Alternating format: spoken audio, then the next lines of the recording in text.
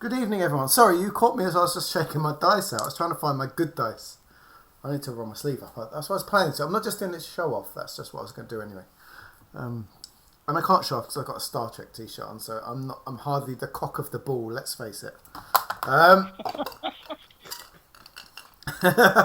like trying to over make up for the fact I'm wearing the nerdiest t-shirt there is going. Good evening, everyone. Welcome to tonight's Boys from the Baltic Star. What episode is it, Ewan? You're the one that keeps track of numbers these days.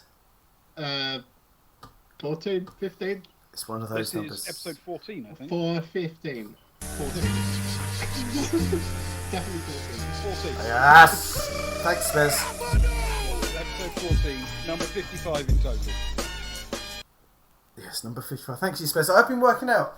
My cricket season has started. I started nets this week, so the last few weeks I have been secretly doing workouts on the floor of my living room so that I don't fall apart this week. And I didn't. So yeah, it worked out quite well. My guns are slowly growing enough. You might not notice it because I'm very pale skinned and the lights shining off my skin might blind you. So I apologise for that. But, I did, Spez, thank you. Yes, so we're doing well. We're season 2, episode 14 from the Boys from the Baltic Star. Those that are here for the first time may have noticed that Spez has redeemed something which celebrates me and my musculature. But there are things that people can spend to celebrate Ben and Ewan. And we're fist bumping for Ali, which is good. So there are a lot of things to spend on. There we go. Yeah, fist bump for the homies. Welcome. If it is not your first time, you know what we're going through. You know that you're in for a world of nonsense. If it is your first time, you're in for a world of nonsense. And welcome. And we appreciate your time. Whether you're here for 5 minutes or hours, we love it. If you're here to chat, we love our chatters. Please feel free to chat. We pride ourselves on being a friendly and inclusive and welcoming space. We break the fourth wall as we see fit. We will chat with you if we're not busy in the story, which generally me or Ewan will chat with you. Ben will chat about 3 times every hour because he's the man that 95% of the world is going through his head right now. But he does his bit. We play Traveller, which is a science fiction roleplay game, and we've been playing. Oh, group hug, thanks, President. I kept it low because the group hug should be very low. We've been playing this for a couple of years now. It's a science fiction role-playing game following the crew of the Baltic Star, which is basically the space version of a P&O ferry. Except with one big exception. that we're still running, and we pay people properly. Yeah. We pay our But crew we properly. give people notice. At least. Exactly. We do what needs to be done. We're respectful on the Baltic Star. And we've not been on the Baltic Star for a while because we've been gallivanting around, which Ben will feed you into in a minute. But it's spacey, it's science fiction. We're not aggressive, we're not fighty, we're not violent. We're quite story-based, which Ben has accepted, and he rolls with it. He knows that we like to spend 4 hours shopping for a new pair of trousers. And he rolls into it, which we appreciate. If that's your thing, welcome. If it's not, thank you. But you might enjoy it still. So I guess introductions. My name is Luke. Hello. I play 2 characters. So myself and my colleague, who I'll introduce in a minute, both play 2 characters. I play Kara and Soraya. So Kara is your... hang on, let's close that thing so I can click on that. Where's she gone? Where's Kara gone? I always start with Agnar, that's the problem. There we are. There she is on the top of the screen. Kara is an artist. She's like thank you. She's a chatter, so her big things are carousing. She's a chatter, she's an influencer, she's a persuader. She's also video, communications, is visual media, she's computer. She's that kind of person. When combat comes, although her combat armour is rather lovely, she hides because she is made of glass. Soraya, on the other hand, also thinks she can drink, but she's a blundering fool when it comes to that, but in a charming way. she's a jack of all trades. She spent many years on the outside of the galaxy, on her own. She was a scout, so she's sort of a gaffer tape and WD-40 kind of person who's trying a thing. Her idea of wooing someone is to steal a pot plant and then hand it to them awkwardly next to a swimming pool. That's Soraya. They're my two. Next to me, looking very tiny. People may think he's further away from the screen, but that's his actual size. Is little tiny Ewan. How are you doing, Ewan? I mean, it's funny, but I am quite small, to be fair. I'm good, thanks, Luke. I'm good. What have you been up to this weekend? It's not even started. This week. No, it's early in the weekend. Not too much. Prepping up some potatoes ready for Sunday roast. And I had a couple of beers with a friend earlier. You did. One friend and one enemy. Yeah. I'll let you decide which one will switch. I was there and someone else was there.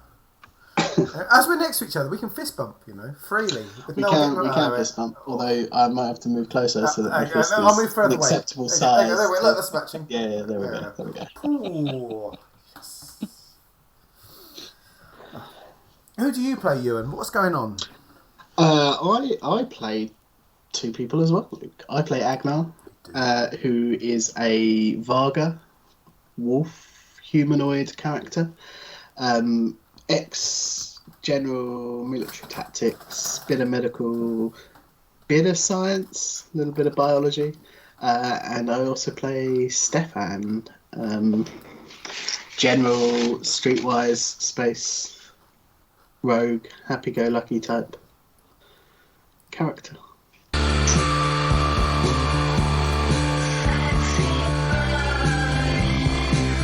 And Luke's busy. But that's all I've got, so that's all you're getting. Sorry, I need to find... there we go, there it is. Sorry, Sparrow Plate, we stand for Ewan, so I need to find the picture of Ewan looking cute. Sorry. Thanks, Sparrow. I'm also a bunny in my spare time. The Easter Bunny Ewan, yes. Yeah. The best thing is you look like you actually wore that costume. I don't have... It's so good. I'm amazed that graphic worked out so well.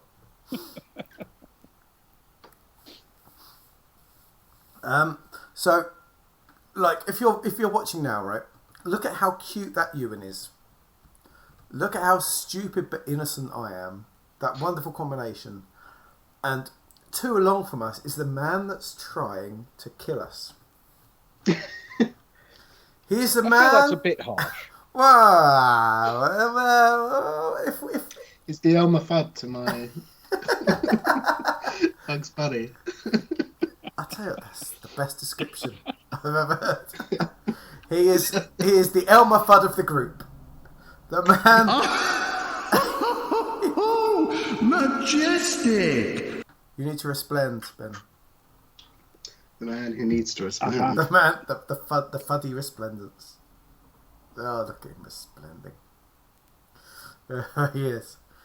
He's the man who resplends 24 hours a day in the Twin Peaks dream sequence. How are the staff doing these? Your topless staff holding the curtain, Ben? Are they still there? It turns out they've unionised now. Oh. Which it has been a bit of a drawback. Not that they're unwilling to work, you understand. It's just that now they have to have a foreman and a health and safety officer and what have you, and it's not that big a room. It's getting a bit crowded. But they all the foreman and the health and safety guy, they're also topless and oiled. Well, yeah, they're part of the staff. But that's all right then. So everything is going wonderfully. Just a little bit more money's coming out of our coffers. Does that mean it's going to take more months before we can go and have our staff night out? No, it'll be fine. That's good. Yeah, it comes out of a separate fund. That's capital expended, the topless and oily fund. A terrifying. I don't look at that fund. It's a terrifying fund.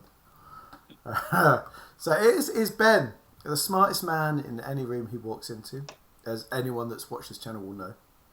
He is our referee, which is the traveller version of a GM, or DM if you follow the dark arts. How are you doing, Ben?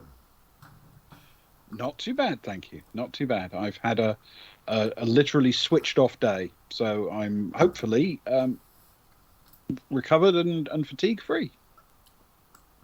That's what I like to hear. So everyone, you need to expect some really good refereeing tonight. Make a note of it. Yeah, quality reffing. Quality refereeing, I like that. So before we start, I'd just like to point out, if I look funny, because I've just opened a bag of Walker's Max Strong hot chicken wing crisps, and they're actually quite strong. Are they sponsoring the show tonight? They are. We're sponsored by the hotness of my tongue of Walker's Max Strong hot chicken wings crisps. If you want really strong crisps for no point at all, have these. Crisps that are just angry at you for no point, go for those. I'm really struggling. So, on that note, I think I better hand over to Ben. Ben, where are we at? What's going on in our magical world? Okay. So, on Dilub Rou, the travellers have returned to Azureport on a very urgent mission to save Sammy Cress from death by the bite of the sand crate. In saving her, they made the acquaintance of a trader in antivenom and low-level misery, Corin Stelt. It was his employee, Suda Kanta, whose body provided the incubator for the antivenom, and following her led to a really unpleasant part of the underbelly of the city. She's living under the roof of a thoroughly nasty individual called Amma, and two of the party decided to take space in the same place to find out what was going on. Umma's hired thug, Wyden Mordell, was following them as they left Umma's rooms, and they took decisive, not to say lethal, measures to deal with him. Behind the establishment of a friendly and hospitable Varga called Degek, they found an abandoned piece of property and explored it thoroughly, learning that it remains in the ownership of the subsector government. The party returned to their hotel and took the opportunity to carouse with Otto Nieder, a famous adventurer. It was he, it turns out, who found the lost warship Claymore and identified what had happened to it. He has been researching another lost vessel, the RS Kelleran, and he tells them he thinks it's in deep space, close to an almost uninhabited world, but one used as a major transit point. With their day's work done, our heroes called it a night. Of course, there's still the matter of the Weft Free Company, Garrow Kavarian, Pan System Power, and the second-hand vehicle dealer, and the rest. And that is where we resume the story. Yeah. Thanks for reminding us. We now have about 30 different things that we could be going on with. I'm going to sleep very badly tonight on that. Oh. I'm guessing Agnar's going to sleep very deeply, Ewan, after all that whiskey he was going through. Yeah, I'd imagine he'll probably stagger back and hit the pillow in full dress, and probably have the best night's sleep he's had in a while. The worst night's sleep. Does it make it better? I'm not sure. I don't know. He wakes up less. You sleep deeper, but you wake up less refreshed on booze. Yeah, I think so. And at his age, he's probably waking up a few times during the night to relieve himself. He's literally 2 years older than me. Stop it. I know, but it's a thing now, so... He's an old man. Yep. Oh, no. Poor Ragnar. Because the rooms are next to each other, Kara will stir halfway through the night on hearing Agnar's third trip to the toilet. And she will, while she's awake, because she went a little bit sooner, and she was purposely drinking less, wasn't she? Because the big thing was Agnar and... What was our man's name again, sorry? Nieder. Otto Nieder, wasn't it? So... Kara, for those who weren't watching last time, Kara and Agnar were kind of tag teaming on Nieder, this guy, to get some information. And again, for those who don't watch, Kara and Agnar tend to work in a team depending on how classy the person is, I would say. And Nieder seemed to respect more the gentry, which is Agnar's all over that. Floofy and gentry is Agnar's watchwords, I'd say. But Kara found some information, which was as Agnar was talking to him, which was about where this potential mythical ship was. That's correct, Ben, isn't it? We found out that there's potentially a ship in this subsector in a small planetary, population of hundreds. It's a busy world, so it's on the route. And Kara headed off to the room first, and she had dozed in and out, and she spoke. She dragged in. Oh, was it Rose she dragged in to chat with her? Or was it? No, it was. Yeah, I think it was. It was one of the two girls, wasn't it? Oh, no, Kat. It was Kat. The possibility of Oh, yes. Kat Aralesti, that's right. Because Kat's local, Tradin or Tufa and that. So when she's woken up on Agnar's third toilet trip, could she, as she sort of leans over to the computer, think, oh man, this guy's bladder's terrible.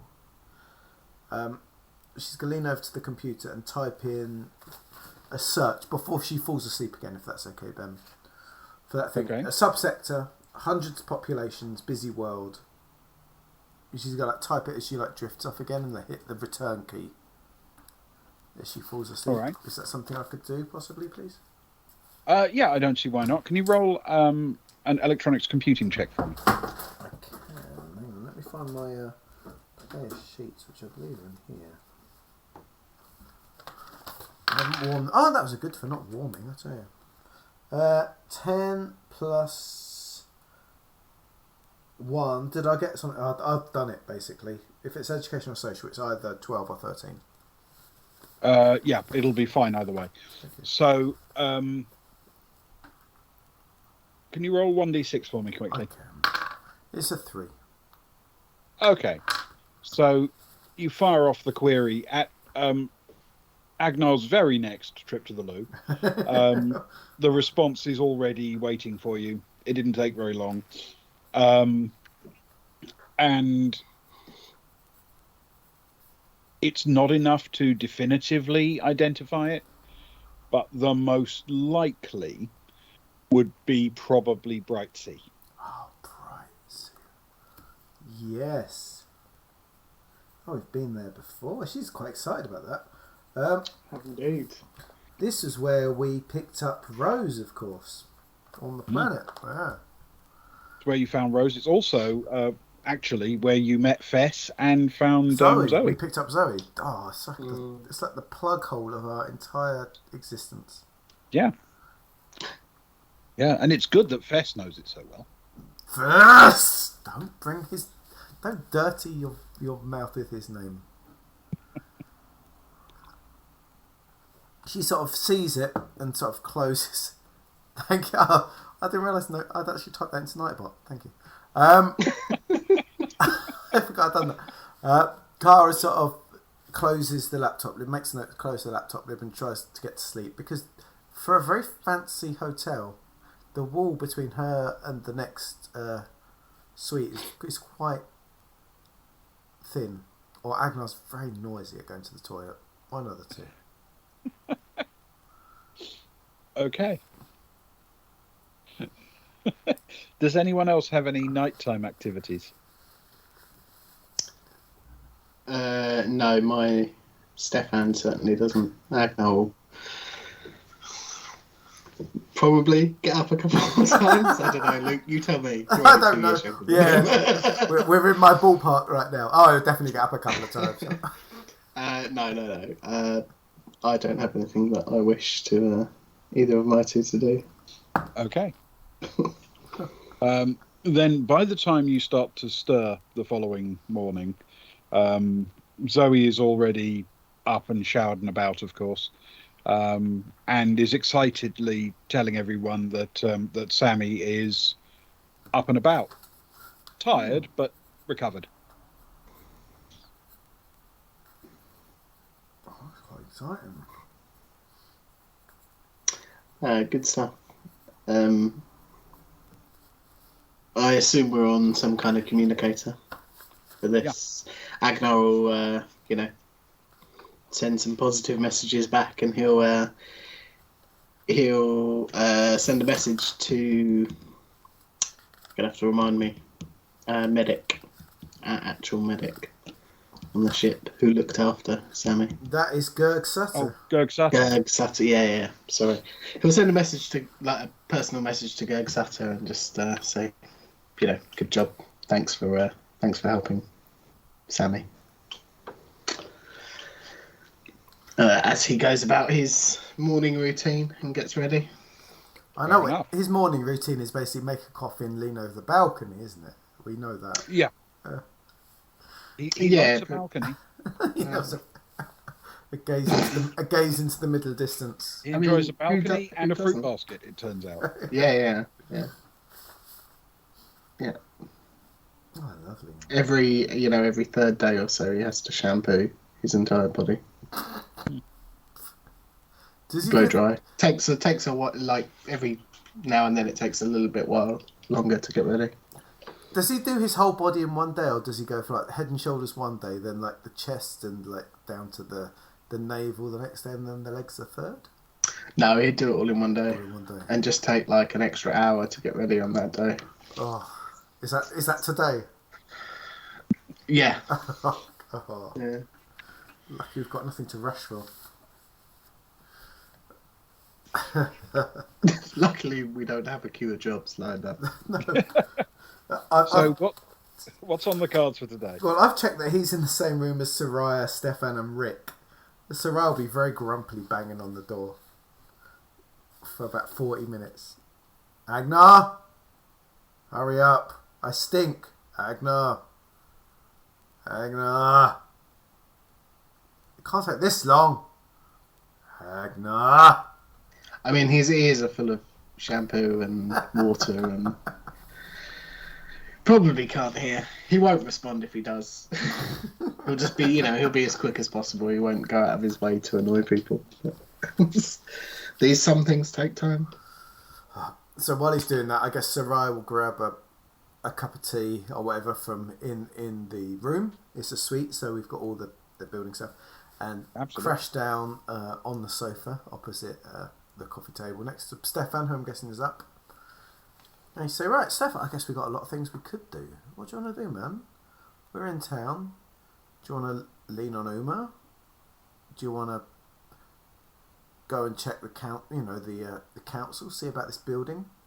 Start our special love house.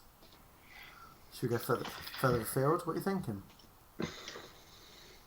I'm pretty easygoing, but I feel recently like anything we take on just adds to our to the things that we've got to do. You said we've got a lot of irons in the fire. What's near the end? What can we what's close? What's near completion? What can we just knock off today and get one less thing for us to focus on? I feel a little bit disjointed, with so much going on. I wonder if we could. I think we could potentially knock off 2 things today. I wonder quickly, just without even leaving the town. What if we send Cara and Agnar, maybe Johnny and Rose or whatever, to the market, do their thing. You know how they love chatting and dealing and stuff. It's far beyond us, that wheelie dealing stuff. Maybe we could go and chat with the try and find out about that building that we love so much, that we fell in love with. That doer-upper. The retirement place. Yeah, exactly. Yeah. When you say what if we send Cara and Agnar, are we in charge now? I tell you what, I think, you know what? I think we might be. She leans her head against the door where Agnar's showering. Says, "Is that all right? Do you agree with that, Agnar? Are you all right with that? Yeah, you agree with what I'm saying?" And waits for him to say. Yeah, sure. Sounds fine. Yeah, turns to Stefan. So yeah, apparently we're in charge now, so we make all the decisions. we got a promotion. Well, should we leave a little note to Agnar? Say, look after Cara, do some boring trading stuff. We're going to do some fancy stuff. We're going to buy some property. Tell you what, it's an upgrade. It does. It sounds like a couple of things that we could definitely move along, I guess. Yeah. Fantastic. Well, let's do that. Shall we Should we head out now while they're still lathering? Sure. Should we leave a note? Yeah, why not? He seems a little bit distracted in there. That's true. Should we see if should we take Zoe? Zoe's been good for us, hasn't she? She's been a wonderful person to take with us during this time. I feel she's invested in our success in this building. She loves it. I could see in her eyes she fell in love with that building the second we walked in. Mm. You could see. Who wouldn't? She was already measuring up where things should go. You know. Yeah. She was looking at Definitely. She was looking at paint ideas in her mind, some swathes of wallpaper.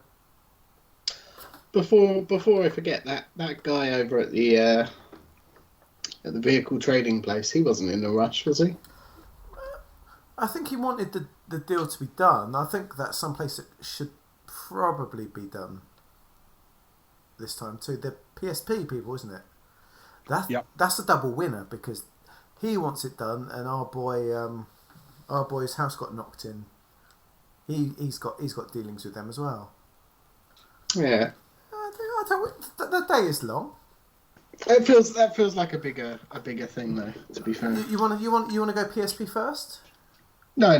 Let's stick to the plan. I was just making sure that he wasn't desperate for, We're not talking like Sammy desperation type timeline, are we? Here is all I was worried about. I've woken up feeling very relaxed today compared to yesterday. I don't know about you. And I've got no date this morning, so I'm chill. So what do you think we'll do?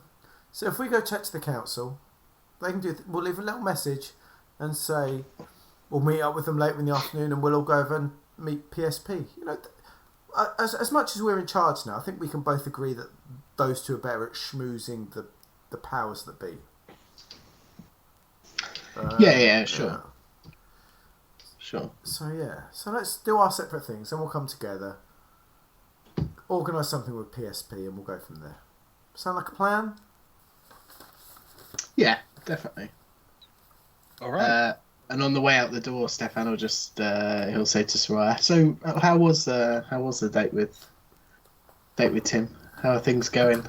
Well, he I think he liked the plant. He didn't leave it at the waterside when I left, which is a good sign. And he seemed okay last night. I'm not gonna share all the details of our swim together, but it was a lovely day. If I was here for longer, who knows? It's nice to make friends. Yeah. Well, I don't need details as long as you're happy. Well, pat her on the back. Everything, and then she pauses at that point. She says, "Most things are transient in the way we live in, right?" So, I don't know. That's a long word. And Stefan's not that intelligent. We just thank you for stepping up and winning it for me, I guess. Little things to break up the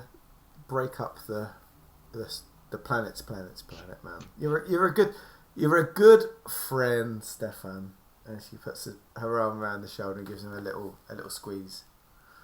Just as the I'm a good wingman is what I am. You are a good wingman. Just as the Infinite Monkey Tails raid with a massive party. Infinite Monkey Tails! All our faves. Hey, Monkey Tails. They're like our faves, man. Can you look, Infinite Monkey Tails? Can you start streaming after us so that we can raid you rather than the other way round, please? I caught a little bit of your guys' Avatar stream before we started. I had to drop off to get ready for this one, but it looked enormous fun. And you put up some old pirate Infinite. Thank you guys. I hope you had an amazing stream, and I hope it went really, really well. From the sound of what Ben was saying, when you started talking about Avatar, it sounded amazing. It sucks for me trying to set up for this. I know, stupid times. We start late to try and help everyone out. It is what it is. As long as you're having a good time, we're having a good time. Someday we'll balance out the karmic scales of it all.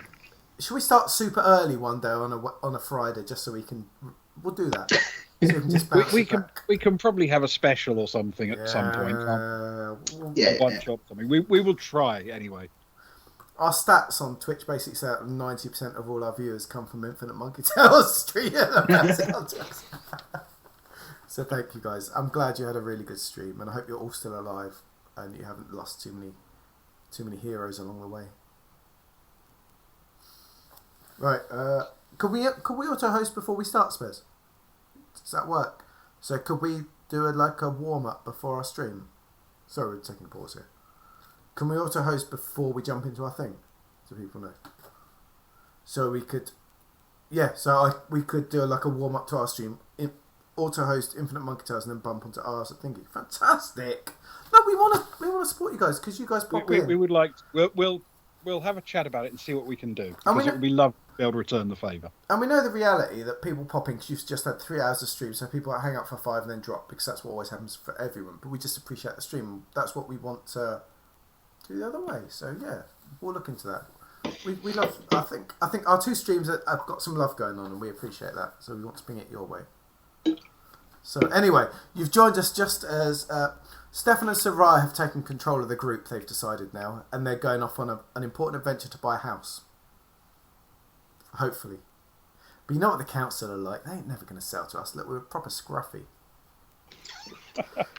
Stefan, plus we got no credits. Stefan, tuck your t-shirt in, man. They're never going to sell to us looking like that. No, I know you don't normally. Tucking my t-shirt in. Taking my pot plant instead. I like that. Soraya licks her thumb and rubs it against his cheek. It's like, look, you've still got a bit of crumb on. Look, you've got a bit of crumb. We're trying to buy a house here, man. Look legit, yeah. Come on. Okay, so who is going? It's not very far from where you are, from the hotel to the subsector office in the main domes of Azureport. So who is going on that trip? Should we take Zoe with us? Yeah. Yeah. Or we'll ask her. Zoe, will you come with us? I mean, we're in charge, but we're kind of authoritarian, you know. God, this is why I love you, Ewan. Yes. Well, different styles of management for different people. So Zoe doesn't strike me as the got to bark orders at her type. Soraya pings a phone call over to Zoe. Hey Zoe, you alright? Yeah, good, thanks. You know that building that we fell in love with yesterday?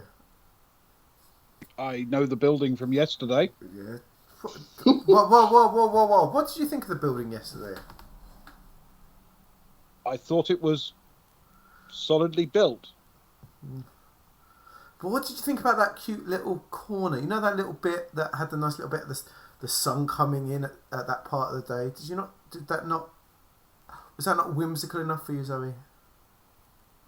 I don't think it's where I would have set up a defensive position. Well, myself and Stefan were wanting to go to the subsector office to talk about the ownership of it. Would you be willing to come over and just join us with it, as long as you don't talk about defensive positions?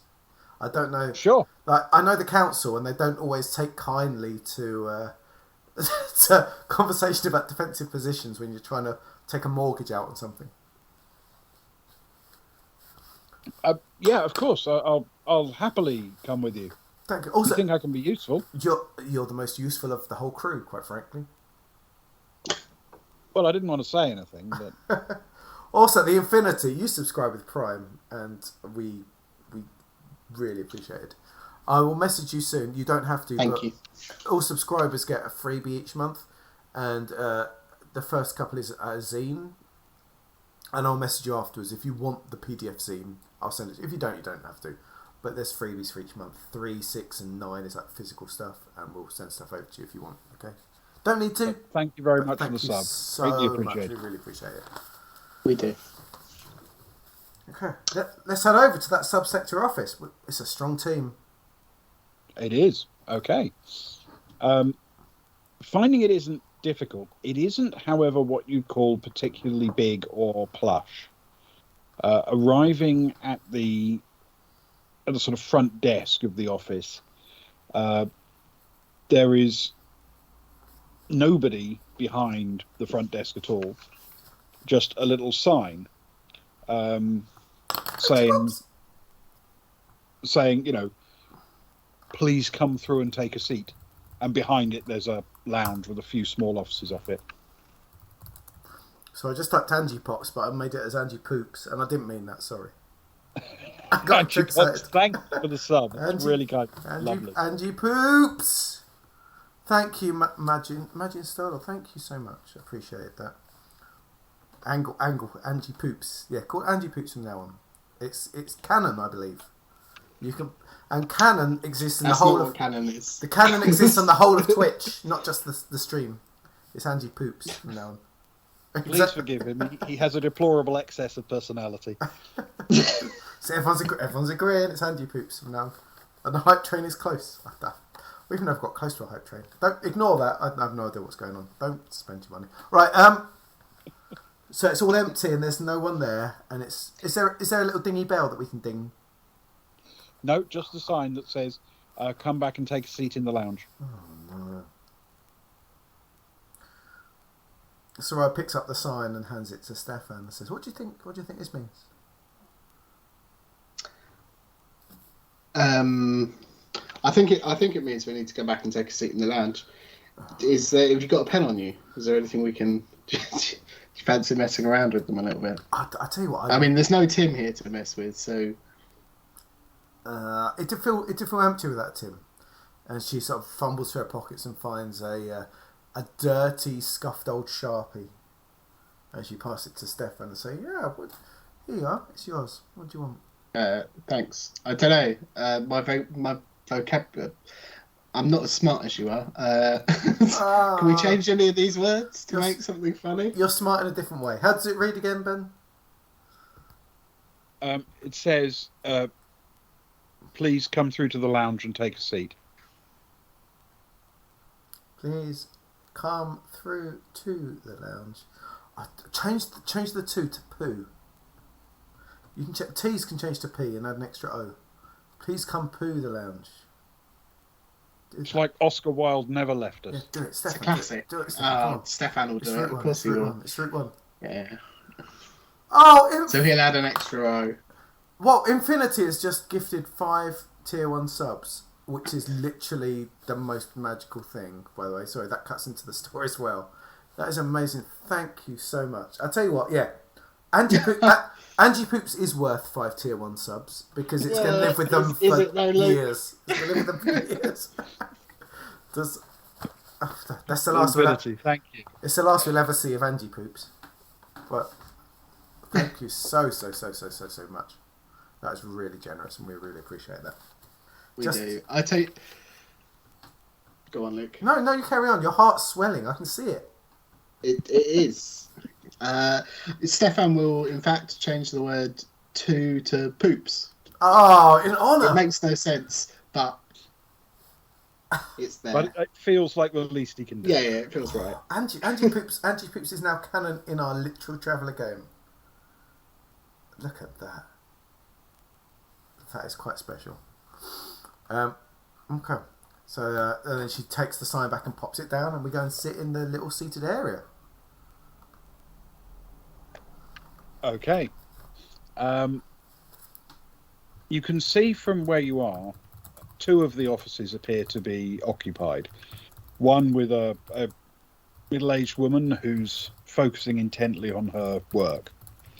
And the other, someone who seems a bit more curious about what's happening out in the lounge, looks up every now and then. He's a youngish man, and eventually he does get up, open his door, and lean out and say, "Can I help you?"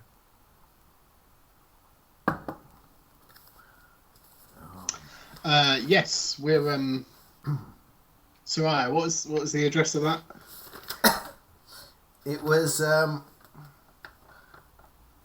believe it was it was the place opposite Degex Bar. Yes, yeah. We're New On World. We're interested in purchasing some property, and it's not perfect. It's not ideal by any means, but we came across an old government building opposite Deg Expo, and we were wondering if someone could assist us with some information. Okay, sure. Come on in. And Thanks. he waves you into the office, pointing you at the little array of chairs in front of his desk. There are 4 of them, in fact, but it's a bit crowded with 3 of you in there with him. This is not the office of a particularly well instantiated person. And he sits down and immediately starts bringing up information on his computer. It takes him a few seconds, and then he says, here it is. Yes. Yes. Yeah, we used to run it as a satellite office for trade development or something. I don't actually recall why we had it, to be honest. It can't have been important. Yeah, we're looking for a purchaser. Do you know someone who's interested? Potentially, I suppose. Stefan sort of looks over at Soraya like he has no idea what he's doing here. I guess it would depend on price. And I suppose the area, they might like to get to know the area surrounding it a little bit better first, but this seemed like the first port of call. Did you have any questions, Soraya, about that? Soraya leans forward a little bit and steeples her fingers. She's bluffing, trying to look intelligent and professional. Not excited. Oh, by the way, Ben, I've NPC'd. There needs to be an Angie Pops in the game at some point, by the way. Add it to your list, please. Yes, I will indeed. It seems only fair. It's like, yes, it was she's sort of trying too hard to appear sort of, that sort of character. She's like, indubitably, my dear colleague. It was a very fascinating exterior that sat interestingly, potentially, with our interests upon this planet and in this port area specifically. I take it it's currently empty. He glances back at the screen. Yes, it's empty. We've had a few people interested. They haven't met the requirements. What sort of requirements do you have for such a property, my good man? He takes a look down at it and after a moment looks back up. It doesn't actually say, just that the bids were rejected. Do you have a record of what the bids were? Are they secret bids or are they available to us as a potential bidder? We don't want to waste your time, of course. That's what's a little bit confusing. It looks as if the bids were all the asking price. 2 mega credit. So it's strange that they were rejected, if you see what I mean. Where does the final say come from? I'm assuming then it's not from you. Who gets the final say in this? Well, ultimately the subsector council, of course. We're a satellite office, but I can put in a request for you. In fact, I can make a call. Let's find out what the requirements are and why those bids were rejected, shall we? Please do. Is it usual to have requirements on buying property other than the requirement to have the money? It's not here uncommon for there to be some kind of rule, something about, you can't use it for particularly heavy industrial stuff or very noisy things that are considered antisocial. Some people are worried about the land value of things around an area.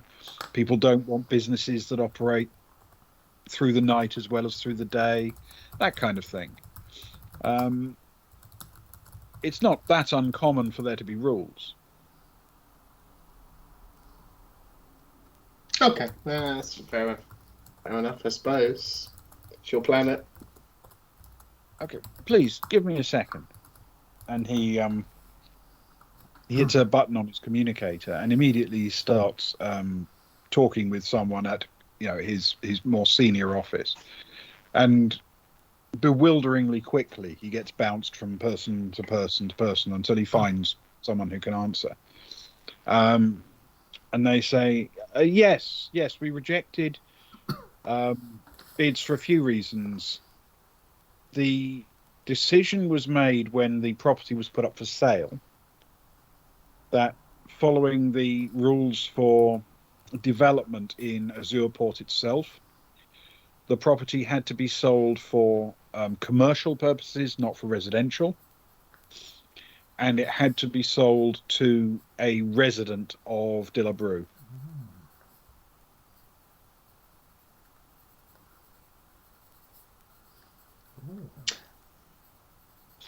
Well, that's us out then, I suppose. Whoa. Unless, what else have you got on the planet? If we buy something there first, then become residents. Surely. Right. We know residents, my friend. Soraya pulls him in. So don't be so hasty. We literally know a resident of Dilub Rou, my friend. I'm not being hasty. It just seems really stupid. If someone's got the money, why can they not buy it? Because they're not from here. Look, if you want to go along with it, go along with it. If we're ever going to buy a house together, look, it's a big step. I know. Look, but we know someone that can be. It's a guarantor, right? It's a guarantor. Okay. It's a school signature on a. It's a school signature. She's whispering. It's a school signature on a bit of paper. Yeah. What better signature could there be for a guarantor than the most resplendent signature there is going? A resplendent man that lives in Dilub Rou. He is famous. He is a resident. He is a resident. He might not go for it, but I'm not happy. I can tell you're worked up. You've gone a bit pink. I mean, the building's lovely. I know.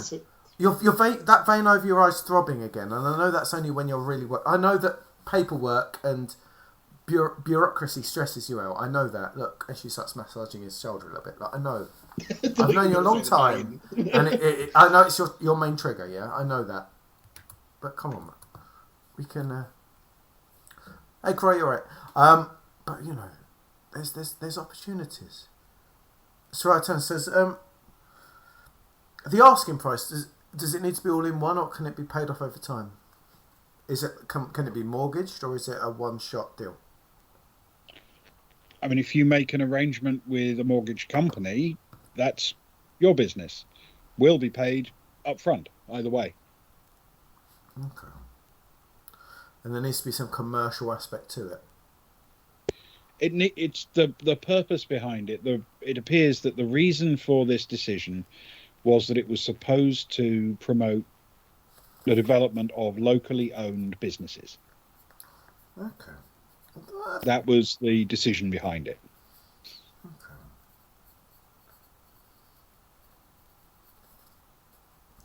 It's very interesting. I think it's something that we could consider. I hope so too, Croy. We don't know. We're hitting bureaucracy and mortgages right now. It's a bit too close to real life, quite frankly, but we're battling through. It's just we're talking about far more money than I would go into to the council for. Soraya looks at Stefan and says, how much do we believe in this place, man? Our vision of bringing hope to the hopeless. What are we thinking? Do we care? Is it worth fighting for? Old buddy, old pal. I know you hate the bureaucracy, I know it's causing you. I know. I can see your left eye is going a bit bloodshot as we speak, my friend. But It's not. Oh, it's not even the bureaucracy. It's just you've got to live here to buy here. Feels very anti what we're trying to do, you know. But we're doing it. But we're doing it for the people that live here, though, right? Yeah. Listen, they're two separate entities, right? The building and what we could do with it is great, and I love it, and that's completely separate to the process that you have to go through to tick some boxes for some government official. It's not this guy's fault, but you know, someone somewhere. I'm happy with it. It's cool. I like it, but yeah, it's all good. I know you like it. I felt like you could tell the second I walked in. I fell in love with the place. And Zoe loves it. She's putting on a hard face, but that's Zoe, you know. Her eyes, didn't they? Your eyes definitely softened, didn't they, Zoe, when we went upstairs? Zoe might as well be an android for all the expression on her face. I'd have one prerequisite though, that we could reserve the right to, should when we're older we wish to retire here, we could retire here and use it as an abode as well as a business. Yes. Or we could do like upstairs for living and downstairs for yeah. Oh, so I'm excited. My heart's going. But we don't have to tell them that. But you know, between you and me, I tell you what, this is good. I don't mind Dilub Rou, and it's very close to Geeka as well, which I'm a big fan of Geeka. You know that.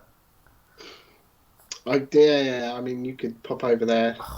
The buckyball cruises. Buckyball cruises. It's only a week, catch matches. Oh yeah. And Dilub Rou's alright. I quite like it in some ways, you know. So, yeah, it's not bad. It's like, you know, it's like being close to a city, a big major city, but just outside it, the commuter belt. You know. Yeah. Yeah, exactly. I like it. Yeah. Oh, yeah. I think I'm a big fan of that. I think we should up the geeks. Thank you, Spence. Been a few weeks since Up the Geeks has turned up. Up the geeks. Up the geeks. No, I think yeah. Can we? She turns to the guy. And says, "Can we at least have a conversation about what money, or do we need to get someone on board first, my dear man, my good sir?" As far as I can tell, if you've got the 2 meg, and or you can arrange to have it delivered to us, and you are running a business and you're a resident, that's all we need to care. Okay. So it needs 2 meg, a resident, and a business. Okay, that's 3 things we need to work out. Okay, but apart from that, we're there. Other than those things, yeah. Apart from those things, all gold. It's all good. Okay. I have a couple of questions. How would you define resident for the purposes of this? You won't leave it out. Your temple is throbbing. Is there a time that you have to have been here? Do you need citizenship?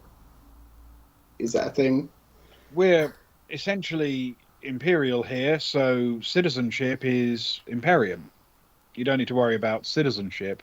It would be a long-standing local residential established history, or the ownership of private property for you to live in. You see, that's our Perfect. boy.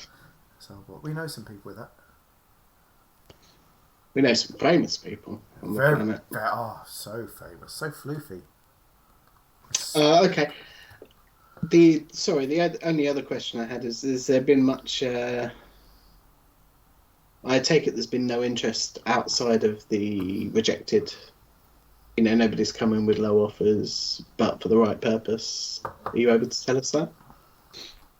He checks quickly the file and he says, if anything like that's happened, it wasn't recorded, but if someone came in and offered a price that wasn't going to hit the mark, it maybe wasn't entered.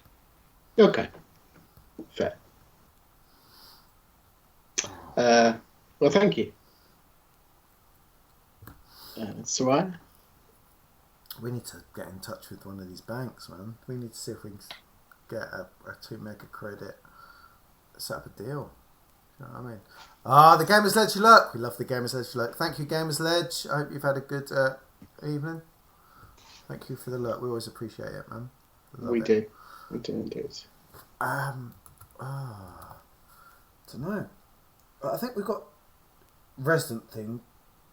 Well, we've got to decide it. I think we can come up with. She whispers. We can come up with what they can sell. They can sell like, I don't know, like handmade dream catchers or something, right? Or something you can do, right? Like Dilub Rou dream catchers or something. You know. Maybe we should look into some Baltic Star match. Now you're talking. Yeah, get a little Baltic Star thing going on the planet. Print some t-shirts. It's not the first time we've been here. It could become our base of. It's the capital of the subsector. It could become our base of operations. Or we use it as a head office for people to hire our services once we're done on our long-standing mission, I suppose. Like a private detective agency. It's a business, right? We could all be. You saying we could all become dicks? Yes, I'm saying we may already be dicks. I like your thinking. I'm a big fan of that. I was going to say I'm a big fan of dicks, but that'd be terrible. You just did. I just did. Someone clip it. Okay, let's. Thank you, my good man, my good son. Thank you. We'll be back. Thank you for the information. It's really helpful. We're very interested in the property. And I think, hopefully, we can fulfil the needs. And I don't know. We'll see you soon. Please water your plant. It's looking a bit tired. And if I know anything, it's about pot plants. Thank you. Sorry, just quickly. What was your name? Was. Don't make him take one off his list. Ryle. What's his name? Ryle. Vocar Gryle. How are we spelling that? Ryle. VOCAR. VOCAR. GRIAL. That's got to go in my encyclopedia as well for no reason, Ewan. No, only because I'm sure if you were to get this off of the government's books, that would, at the very least, help your career, give you some kind of notable achievement. And we value the help that you've given us, and we'd like to ask you if we do come back to buy. Vocal Gryle, the man of the people. I like your thinking. I typed shush and it came up as a little picture of someone shushing. That's terrifying. What's happened to technology? It looks too sexy. I was just trying to say shush and now it looks all sexy and come hither. Vocal Gryle. Okay, thank you, Vocal Gryle. We'll be back, won't we, Stefan? We will. We will indeed. You've been very helpful. Thank you, my good man. She awkwardly gets up and leaves the room. Okay. All right. You all sort of wander out into the lobby bit and then out, presumably through the front desk. There really isn't anything else to see or pay attention to. Man, we need either 2M or we need to call a bank and get something sorted. What? How much have we got between us, do you reckon? Well, I can tell you exactly how much we've got between us. Well, we're not going to dip into the ships. The ship is very low on money at the minute because very low on money, very high on. We've got it all in fish. Very high on fish. We're fish rich. Very rich in fish. Cash poor, but fish rich. Yes. We got 50 tons of mackerel. We got 30 tons of shark. And we got 10 tons of slate fish. But we've only got 15,000 credits of actual money. But oh my goodness, what? I mean, that's a lot of brunches if you throw in some mimosas. I'm challenging some of my life decisions right now, to be honest. But I think between us, I think we've all got about. Dilub Rou's quite dusty, Spares. I think there's a good combination with Dilub Rou and Geeka.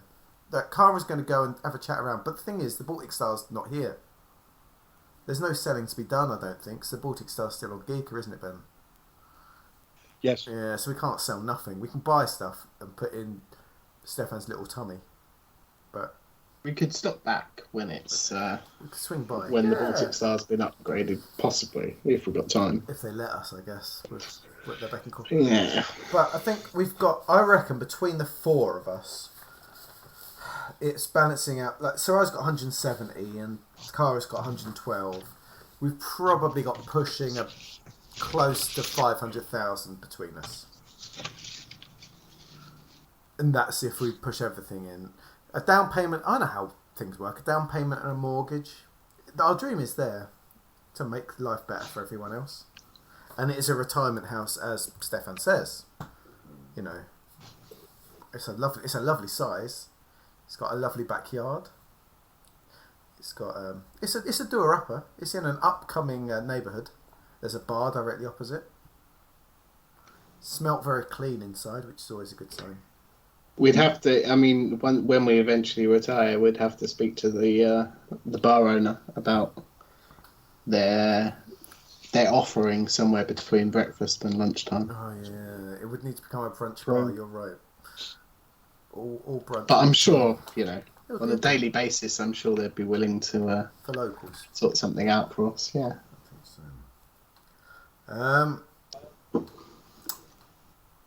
so. So I will search. Is there like a local bank, Ben? I guess a loan, an official loaner of things. we don't want to lose any lenders if we don't. Exactly right. Yeah. We don't make a payment. I like the place, but don't like the place that much. Yes, the banking system is a little bit different to the one you might be familiar with. The way it generally works is that because there are so many physical locations within something like the Imperium, and some of those locations, a given world might have thousands of settlements on it, and there are countless thousands of worlds. What tends to happen is that instead of banks maintaining their own branches everywhere, you might find that in a really big city on a really central world. What's much more common is that someone sets up as a retail venue, sometimes not even with an office, selling financial products for any one of dozens of commercial entities. Oh, and then you go in and deal with them there after that. We're going to a mortgage advisor. It's the same principle, yeah. You could literally walk into somebody's office and then pick the mortgage that suited you from one of 100 different actual lenders, so to speak. High sci-fi, fantasy, excitement, everyone. Let's go. I'm so glad I'm part of you guys, to be honest. Screw like space firefights and huge military battles. I want to buy a house. Let's do it.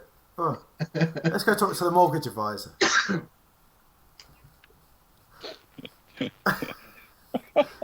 That's fine. Roll finished. Poor old Ben's written all these adventures. So we're going to go to the mortgage advisor now, Ben. Come on. Okay. Not very far away from the local government office, there is indeed one of these small but quite smartly run offices. It looks a little bit like a place that a private lawyer or accountant might operate.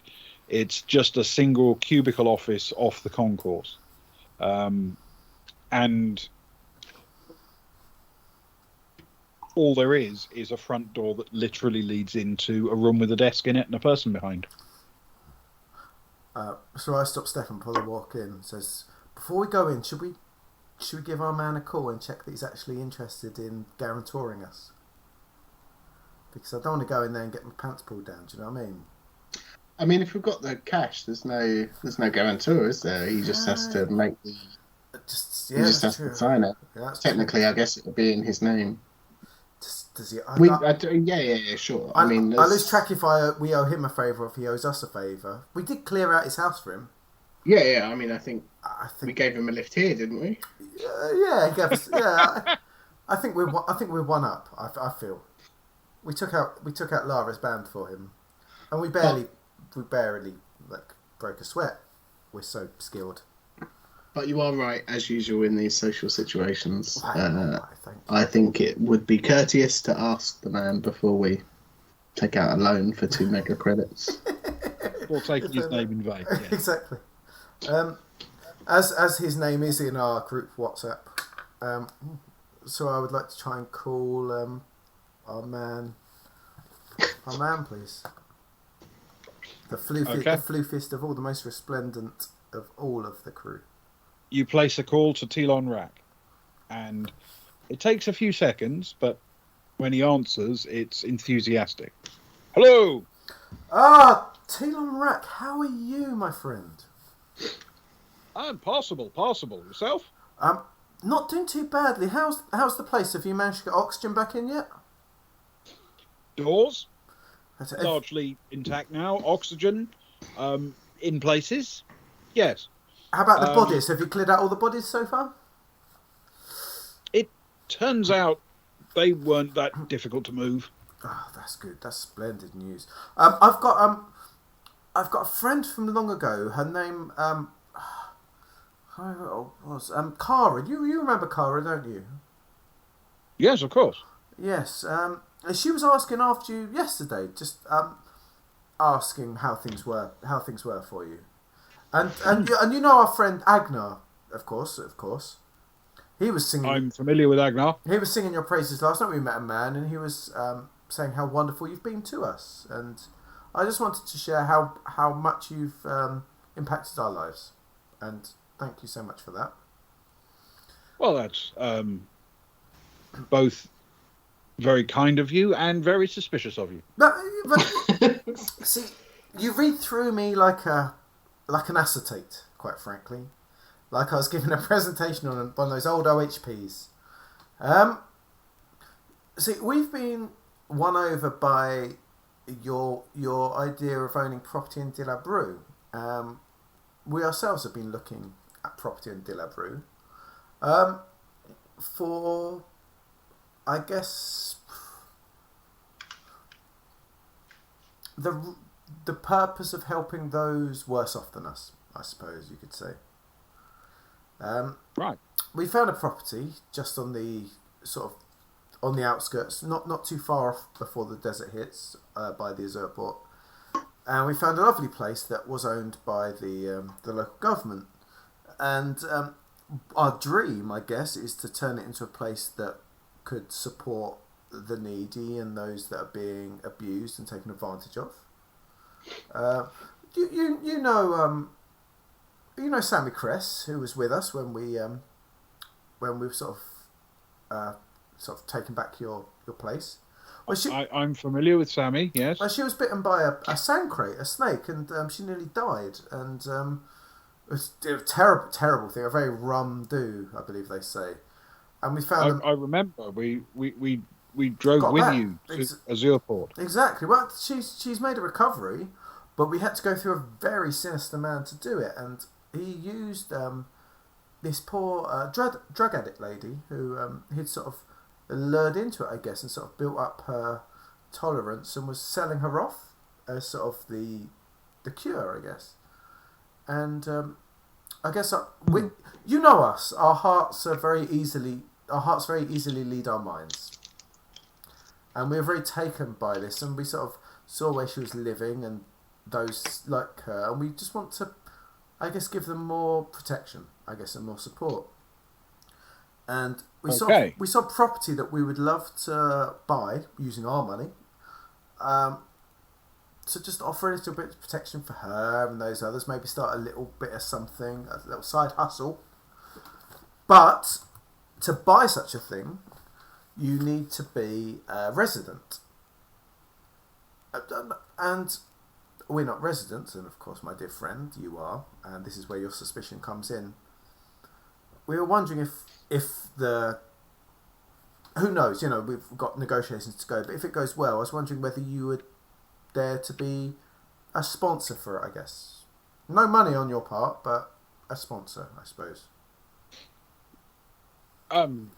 What would I have to do? We've got to speak to these people first. I'm assuming you'd need to sign some papers. And assuming you're there, maybe cut some. She turns to Stefan and says, when we open it, would there be some red ribbons to be cut? I mean, I think Agnar would insist. Oh, he's not the man that's owning it. Seems a bit over the top, but... How do you feel about cutting ribbons and making speeches? Speeches? Fine. Ribbons? Okay. I thought you were going to say he had a phobia of ribbons there. Oh, what a way to find out. Oh, no. Everything's ruined. No ribbons. Speeches, yes. And maybe posing for a large painting in the foyer. It's a very large foyer that could do with a large painting of the sponsor, I suppose. Sure, if you need a new painting, or I've got copies of the old art. I've seen some of it. It's beautiful. You're very resplendent in it. Oh, thank you. I guess I don't know. It's all up in the air. We're just wondering. I don't think there'd be any work on your part. We were potentially talking to the nuns or so and so to help out or something. Maybe, who knows? It's all up in the air. You know when you want to talk to 17 different people at once, but you've got to talk to one person first. Sure. So just wondering whether you'd be happy to put a signature to it if we did all the hard work, I guess. Don't see why not. Fantastic. That's lovely. Thank you very much. And I guess, yeah, it'd be a pop back once a year to wave around. And there's a lovely Varga bar directly opposite. It does a wonderful brunch. And I'm sure he'd put your picture up there. And he celebrates all the Varga holidays, he said. So a good excuse to come back from time to time. He celebrates all the Varga holidays, you say? You mentioned a few. I know there are a lot of Varga holidays. There really are. But he seemed positive about it.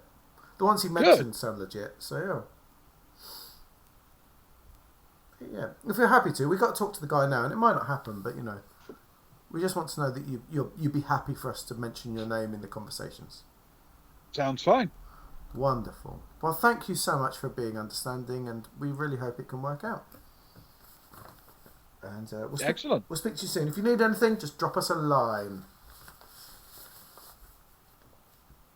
Take care now. Goodbye. Cheers. Bye. Love you. Bye.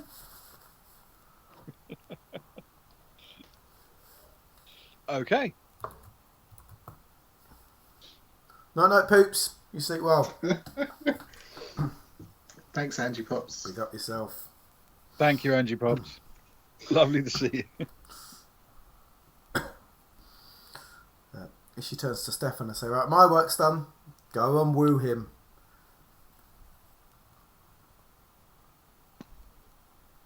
Woo who? Woo! No, not like that. Who am I wooing? The mortgage guy. Oh, right, yeah, sure. Okay. Are you coming in? I'll come. Woo! I'll come in. I'll just like gaze in awe at you to like give you some like power position. You know what I mean? Yeah. You can be my assistant. I could be your assistant. Which would you prefer? I'll take a notebook and a pencil out. I'll be your assistant for this one. Thanks. Okay. Right. Let's go in then. And Stefan will walk in. Okay. You walk in, the person looks up and gives a big smile. Hello. Hello. Well, I hope so. I really do. We're in the. I'm in the market for a mortgage. A loan for some property. And we were advised that you'd be able to help. I'm sure I will. Please, sit down and I will find you a mortgage, or my name isn't Kevin Prosecco von Cotswold. Prosecco, you say? Indeed. Yeah. I don't suppose you've any mimosas lying around? Not in the office. Or some coffee, tea, perhaps, for potential customers? I can have one sent up. Please do. I'm thirsty. That would be splendid. Thank you. Excellent. Thanks, Kevin. He presses a little communicator button on his desk and asks for some hot drinks to be sent up. It turns out that this concourse seems to be served as a sort of almost like a business suite by the hotel. Oh.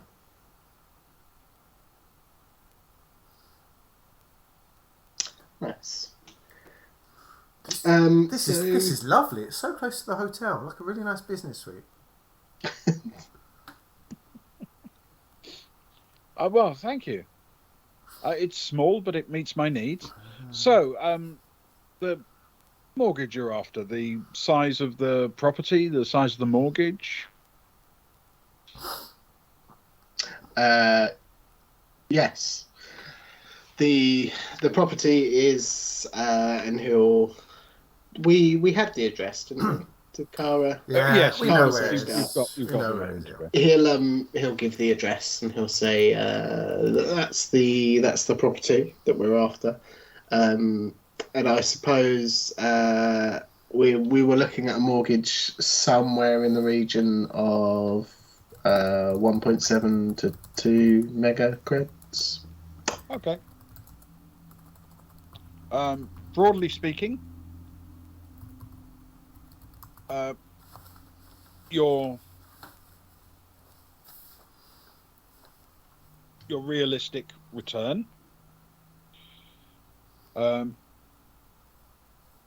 is predicated on a pretty low rate at the moment.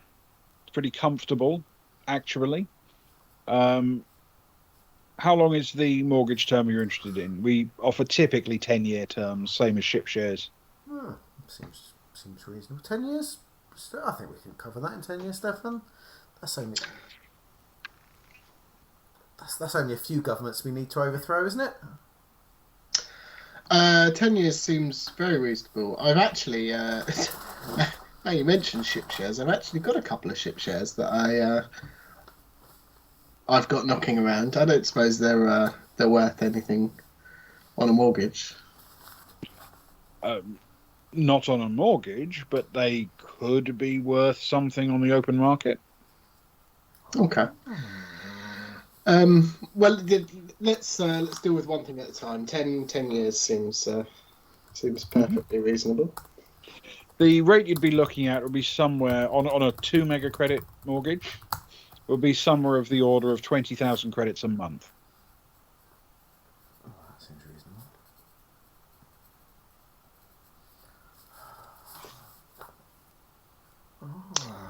Does indeed. Is that flat without any down payment? That's just the loan rate, yes. The amount of down payment isn't really relevant to the interest rate returned. So 20,000 credits per month over 10 years. Stefan, think your dream house, the retirement villa. It seems. Do we? Sorry, just I'll just have a moment with my my associate. He'll sort of lean in, quite close to Soraya. It's been a long time since we've earned that amount of money in a month. Oh, all we've got to do is get on another planet with some goop and nearly die and get a test and then sell it for a mega credit. Again, I'm sure that happens on pretty much every other planet. At least 5 times to me since I've known you. Exactly. I don't know. I don't know. 20. It means we've got to take jobs, but we're doing a lot of travelling, and I think it's a nice investment. 20,000 a month. That's not too much. A lot's happened in this month. We've been to about 4 different planets in a month.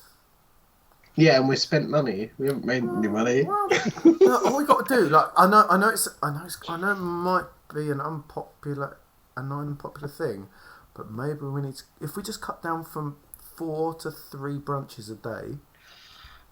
I think we're going to have problems. If we do that, frankly, I think the amount we might save on that one less brunch a day might take us to that 20 grand a month. You know what our third brunch of the day can get like. It always gets a bit over. We start throwing those. That's when the expensive drinks and the avocado toast starts coming up. We get a bit more liberal by that point, with the cash flow. A bit bourgeois, I believe they say these days. So maybe I think it's doable, man. It just means we've got to do some. It just means we might have to take a job on. We could sell some fish. We've got a lot of fish.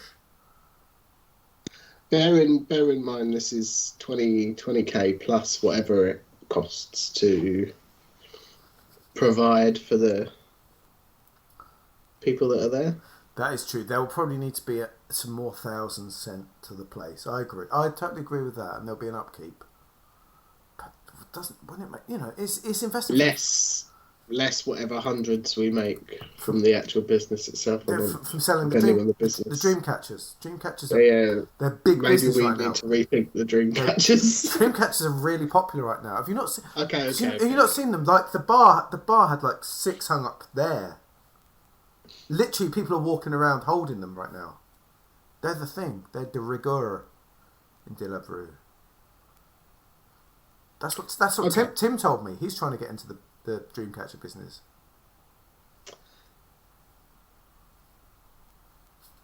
Do you want to do it then? I think I'll tell you what. Let's do it. He's in. Rack's in. Let's do it, man. Let's do it. Let's own a slice of land. It's the dream. It's the Geeker dream. It's pretty close to Geeker. It's very close to Geek. It's Geeker on Y. It's close. Just across the river. Let's do it. Do it, Stefan. Do it.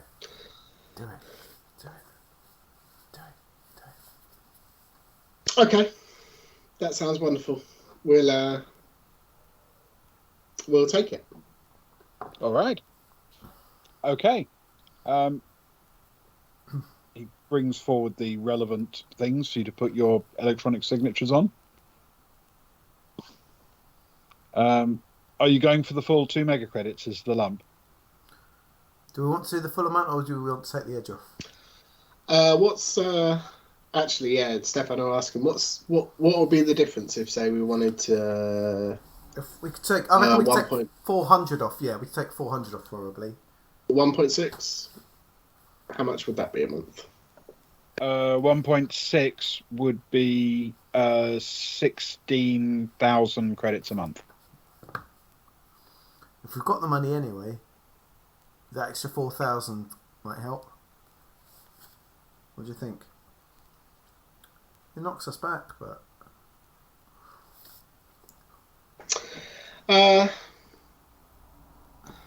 yeah, sure.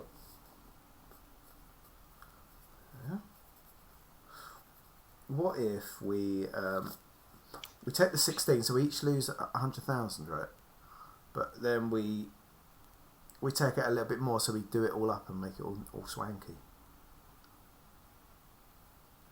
That's where the maths gets hard. Let's take 16,000 credits.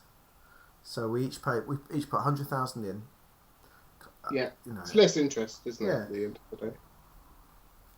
Yeah. So if we take over 10 years, 16,000 credits. Should we do that? Should we do it?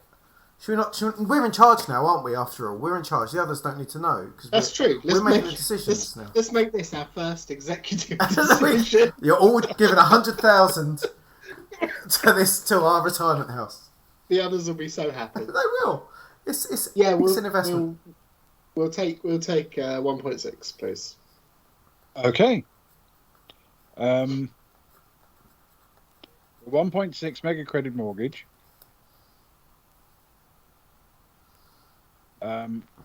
Committing to 16,000 credits a month for 10 years.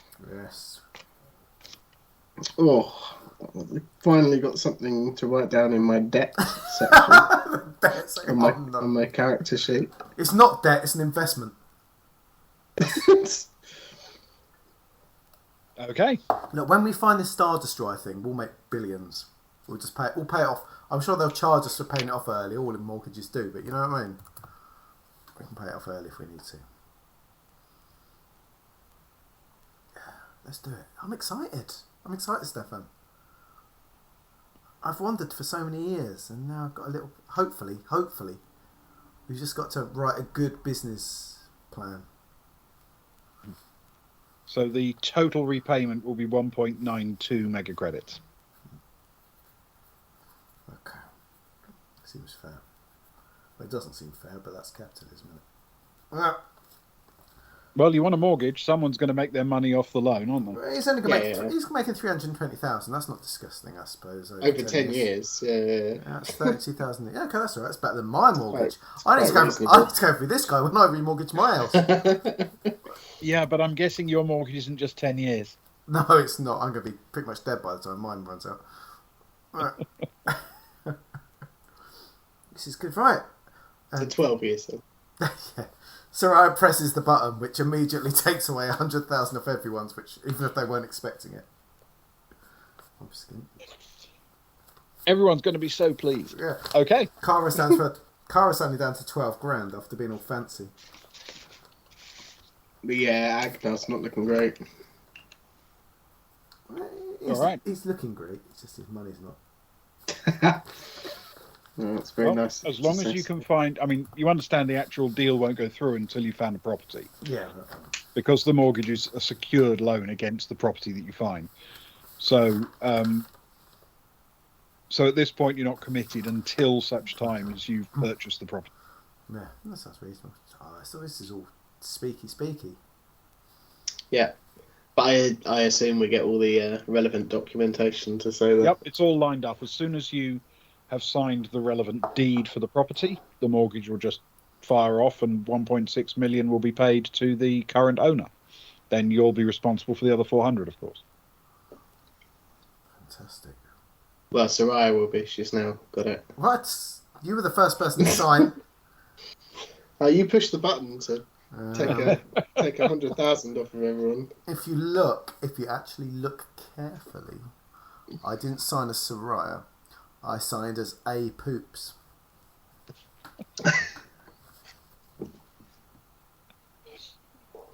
No sign of that going away anytime soon. Oh.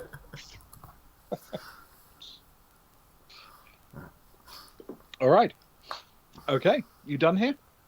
Yeah, for now, we better go and, I don't know, whether we're going to carry on with these or go to something else for the time being.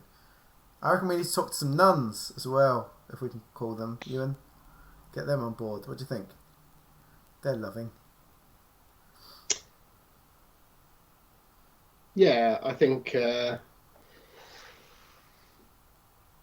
they'd be interested in what's going on, or what we plan to do. Fantastic. I'll give them as we leave the office. I'll give them a call then, please, Ben. Okay. Is there one in particular you want to get in contact with? Let me get my notebook out. You know Sister Seon quite well, and you've exchanged quite a lot of information with Mother Lissa. Mother Lissa, you've got to go through the mother, haven't you? We've got to call the mother. Mother Lissa, please. Okay. This seems official. I think so. Indeed, she responds fairly quickly. Hello. Even though she's a mother, you'd call her sister, right? Would that be correct? I don't want Soraya to get things wrong. I'll try. Hello, Mother.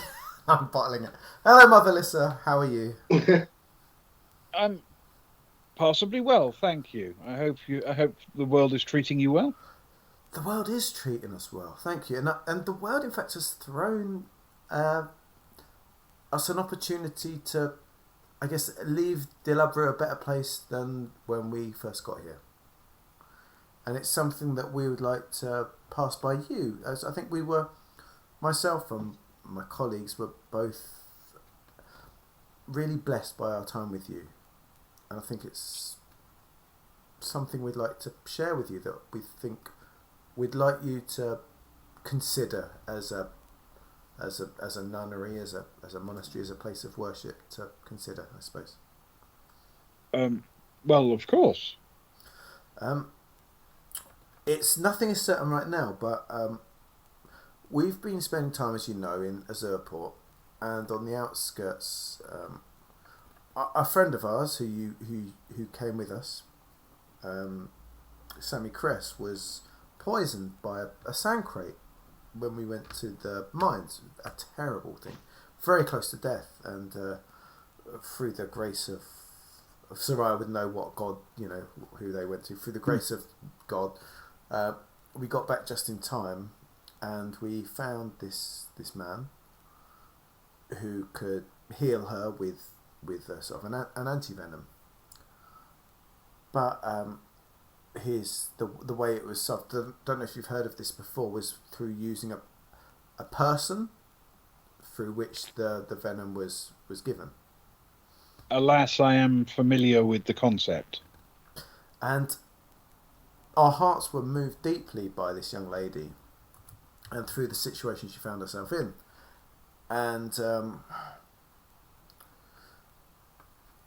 two of myself and a friend of mine went to this house. Don't know if any of you are aware of it, Uma's place on the outskirts, to see the degradation and the terror that they were kept in, and the danger they were being pushed, the drugs and the antivenom pushed upon them to keep them there. Very unsafe place for addicts and those needy. And our heart was stirred, and we found this place in town. And we found a way in, and we looked it around, and it's a very clean place. And we're looking at potentially purchasing it as a place for those. We're realists. We know that people can't be cured instantly of such a thing, and that some don't want to be. But we just want to provide a place where they can sleep without a mask on and without fear of terrible things happening to them. And we were wondering whether you guys out there, what was their nunnery called again, Ben? There was a name, wasn't it? The Priory. Yeah, please, the Priory. So. Yeah, it's the Priory of Panunzio in the town of Cars. When I say town. How are we spelling Panunzio again, please, for my notes? Just Panunzio. Thank you. We're wondering if you and the other sisters at the Priory of Panunzio would be interested in maybe, as part of your service, I suppose, one or two of you, if we get it, one or two of you being at Azurport at a time, manning this place, keeping an eye on those that can come in, just for a safe place to sleep and eat. And we have to provide it as a place. There needs to be a commercial side that we need to look into, but maybe that's something you guys could sort of work with those to just give them a better sense of something to do in their life, I suppose. All right. Can you make a persuade check for me, please? Okay. Can Stefan just nudge her quickly and say they could sell their produce? Yes, your produce, your beautiful garden that we went up into. Okay.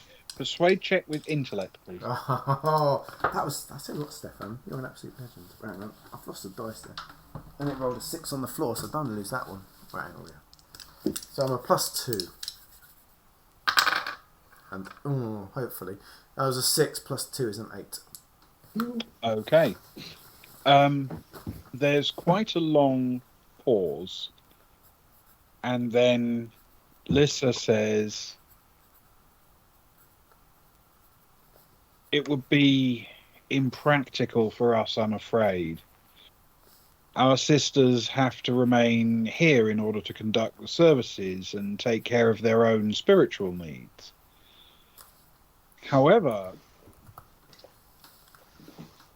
we have much more space here than we actually need to deal with the short-term problems of injured miners and their ilk.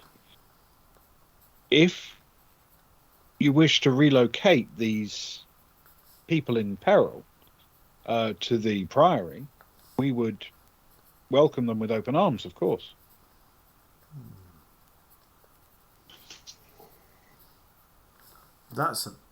Your generosity is a wonderful thing, and I understand your responsibilities there. Your performances and the music you put on is a beautiful thing. I really appreciate that. I'm humbled and blessed by your offer. We'll be in touch. Thank you so much. Thank you. Okay, and that is where we'll take our brief break, if that's okay with everyone. Yes. Yeah. It is that time. It's certainly that time. Or thereabouts. Right, so let me set the sound up. So we'll go for a 5-minute break, everyone. Do what you need to do. Little wheeze, little drinks, little fresh air, whatever. Hang around or don't, and we'll be back for the toast. Let me sort out. Hang on, let me go back. Let's go to that.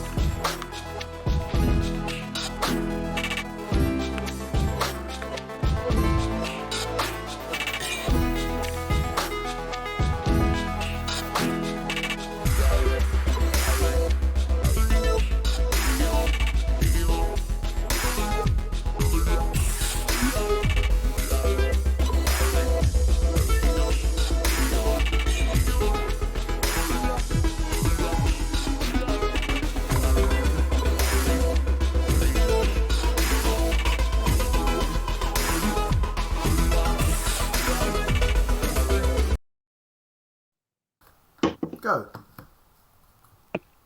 And welcome back, everybody. So slick. So very, very slick. We are so talented at this kind of thing. So this is that time of the evening where we offer a special toast. And that doesn't fall to me.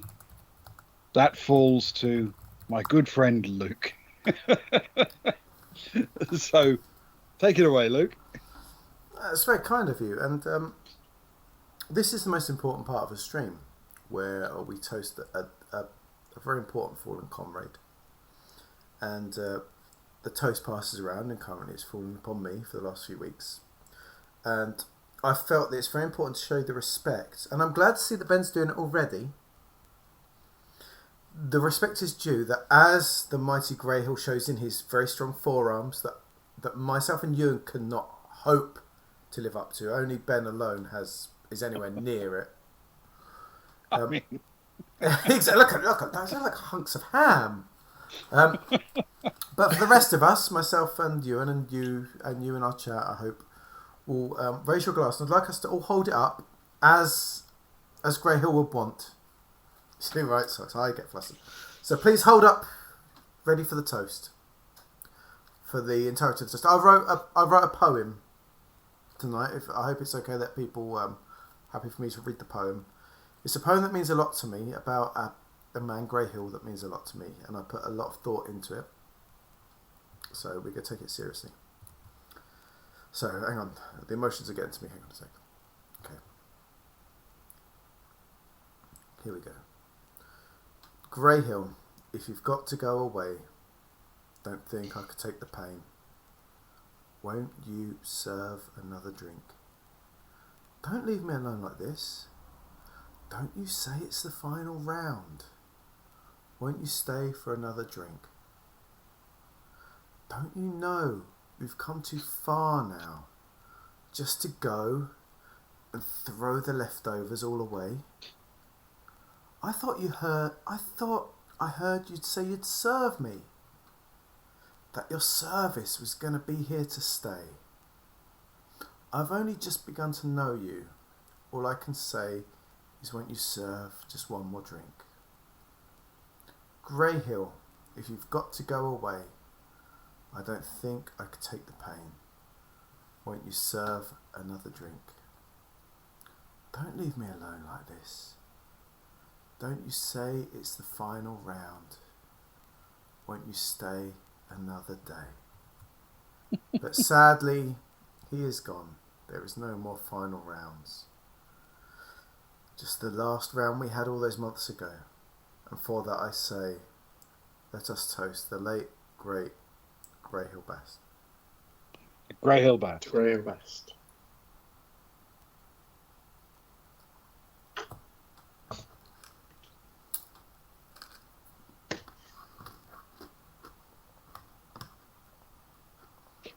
That was beautiful, Luke, I have to say.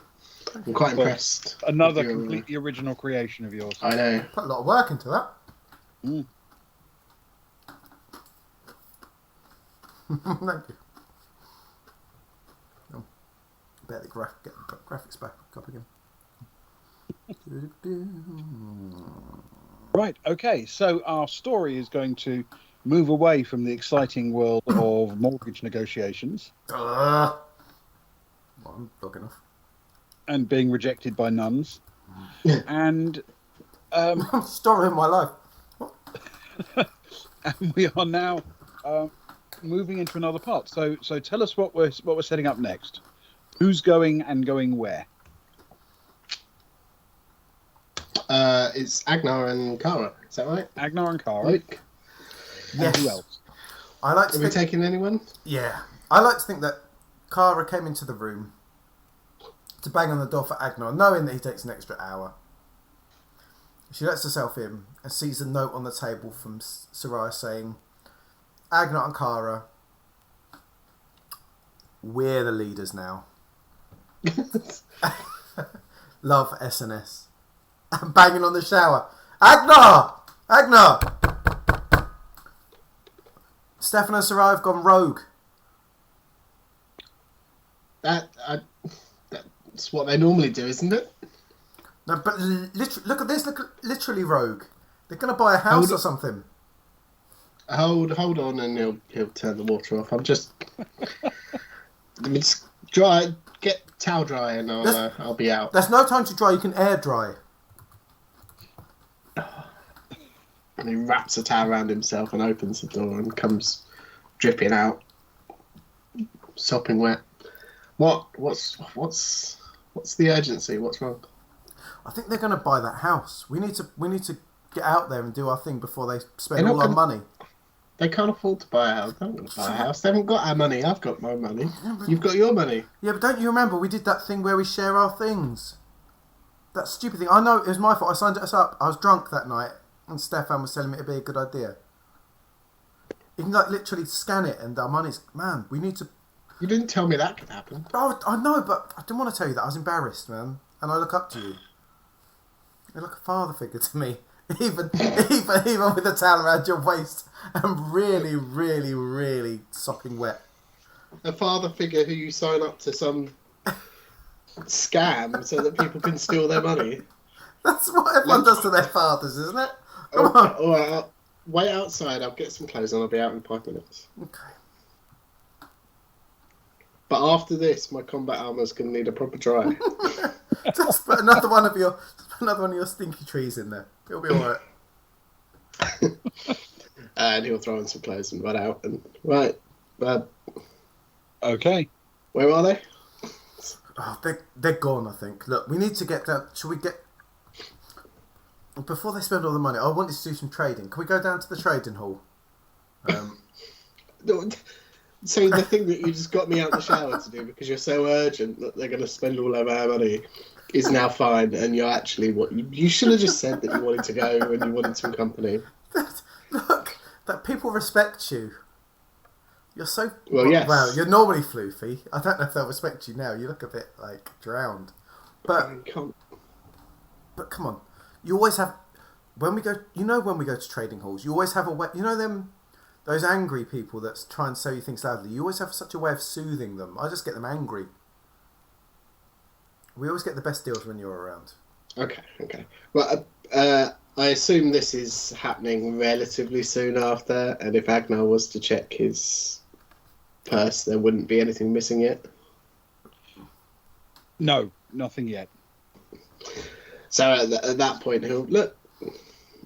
I think we're okay. Yeah, but you know how much. You know how much at least for the time. You know how much they were talking about that building last night. They didn't shut up about it.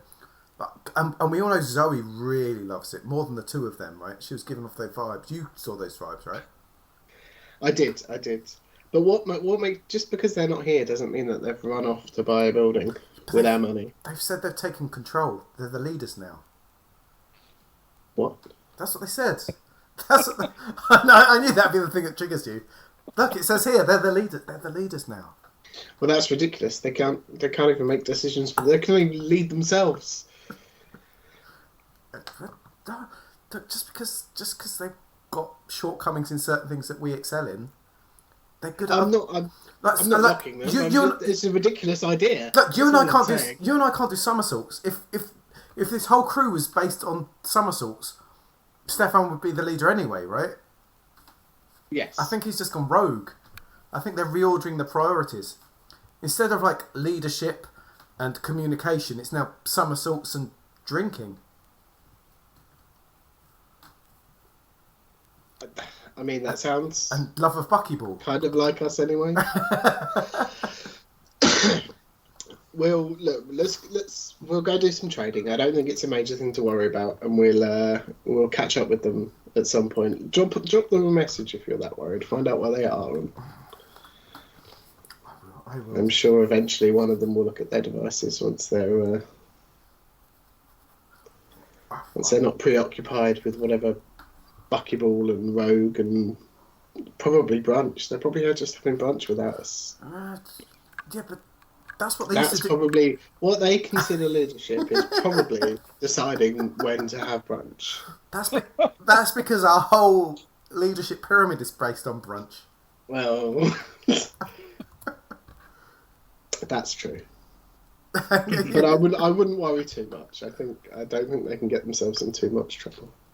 Okay, look, I mean, it's not like they're going to go. They haven't got 2 mega credits lying around, have they? Isn't that the price that you found? Yeah, 2 mega credits, but there's ways. They could break someone's leg or someone. Do you know what I mean? You're right. You're break right. Someone's leg for 2 mega credits. You're right. You're right. I'm stressing. I'm panicking. You're right. Calm down. Let's get some trading. That'll calm you down. I'll send them a message. Let's grab Rose and John if he wants to come, or Kat or someone. Let's go for a wander. Let's go shopping. Yeah. Come on. You're right. I'm just over excited. I hardly got any sleep. I woke up about 7 times last night with you padding around. I'm surprised you had any more left in your bladder. Are you all right? Do you need the doctors? I'm fine. I just had quite a few drinks. I'm getting on. Well, you are mid-40s. It becomes more difficult to sleep through as you get older. Okay. Plus, us Fargo have notoriously small bladders. Is that official Mongoose canon? It's canon. It is now. I'm gonna tweet at Mongoose Publishing. Okay, small bladders. Look, before we go, I'll grab us up a quick some pastries, right, to eat before we go. But as I'm ordering, I suddenly feel an urge to ask if anyone else wants any. So, do you want any? Do you want any, Agnar? Do you want any pastries or anything from downstairs? Yeah, I'd love some pastries, please. Thanks. Okay, I'll get and I'm guessing I've messaged Johnny, Rose, and Kat. Ben, are any of them interested in joining us and coming up to the room? Sure. Yeah. Kat definitely will. Johnny is looking forward to stretching his legs. He's been stuck in the hotel worried about his sister, so he's looking forward to being able to see a slight change of scenery. And so Rose will always, follow anyone who's doing something interesting. Okay. Do any of you want pastries while I'm ordering at all? Oh yeah, please. So Cara calls down and puts in an order for a platter of pastries, and some nicely brewed coffees from downstairs. Not the room stuff, the nice stuff, Ben. The room service stuff, yeah. In honour of Ali and Socks, I guess. How much would you like me? How much would you like me to cut off from my money for that? All in between the lot of you, we'll call it 20. That's very generous. 1,000. Yeah, well, it's about the price of the rooms, to be honest. I wasn't expecting. Cool. So it comes up, I guess, and they'll eat it all and serve it all. And Cara will say, "Look, we got Agnar and myself, the true leaders of the group. I'm sure you'll all agree. You're heading down to do some trading. You don't need to." Daddy Agnar, yes. As I quickly before that happens, as Cara gets back, Agnar will say, "Oh, that's a lot of food for everyone here. Let me reimburse. How much was it? Let me reimburse." It was 30 credits, Agnar. And he'll dish over 30 credits to. Oh no, that's Stefan. To Cara, and then sorry, you were saying? Yeah. We're going down to do some chatting around the trade bit. We've not been there before. I know a couple of you look around. We're just going down. Feel free to come down, hang out with us. Just thought it was a nice outing. Have a mooch around, see anything. If you want anything, I'm sure there's space on the ship and we can organise it back if anything takes your eye. Just thought it'd be a works outing, as it were, with the people that we thought might appreciate such a thing. If anything catches your eye, if any words trickle into your ears, just let us know, If anything pops up, just keep your nose to the ground, your ears to the wall. And yeah. Cool. So I think the idea has been that we don't want to be like a posse of 5 going from like person to person, if that makes sense. Just let them do their thing, I suppose. Okay.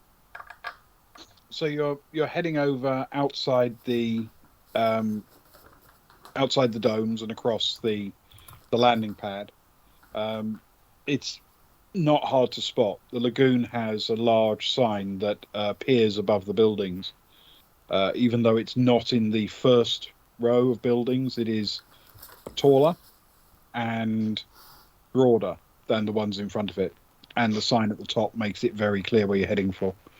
As you approach, you realise that the area is not exactly heaving with people, but there's a fair amount of traffic. There's a lot of people coming and going, wandering back and forth. And as you make your way inside, the place is laid out essentially with a series of booths around the walls.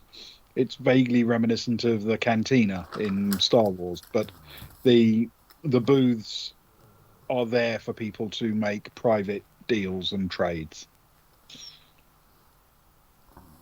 On the way over, Agna, I'll just say to Kara, weren't you talking at some point about some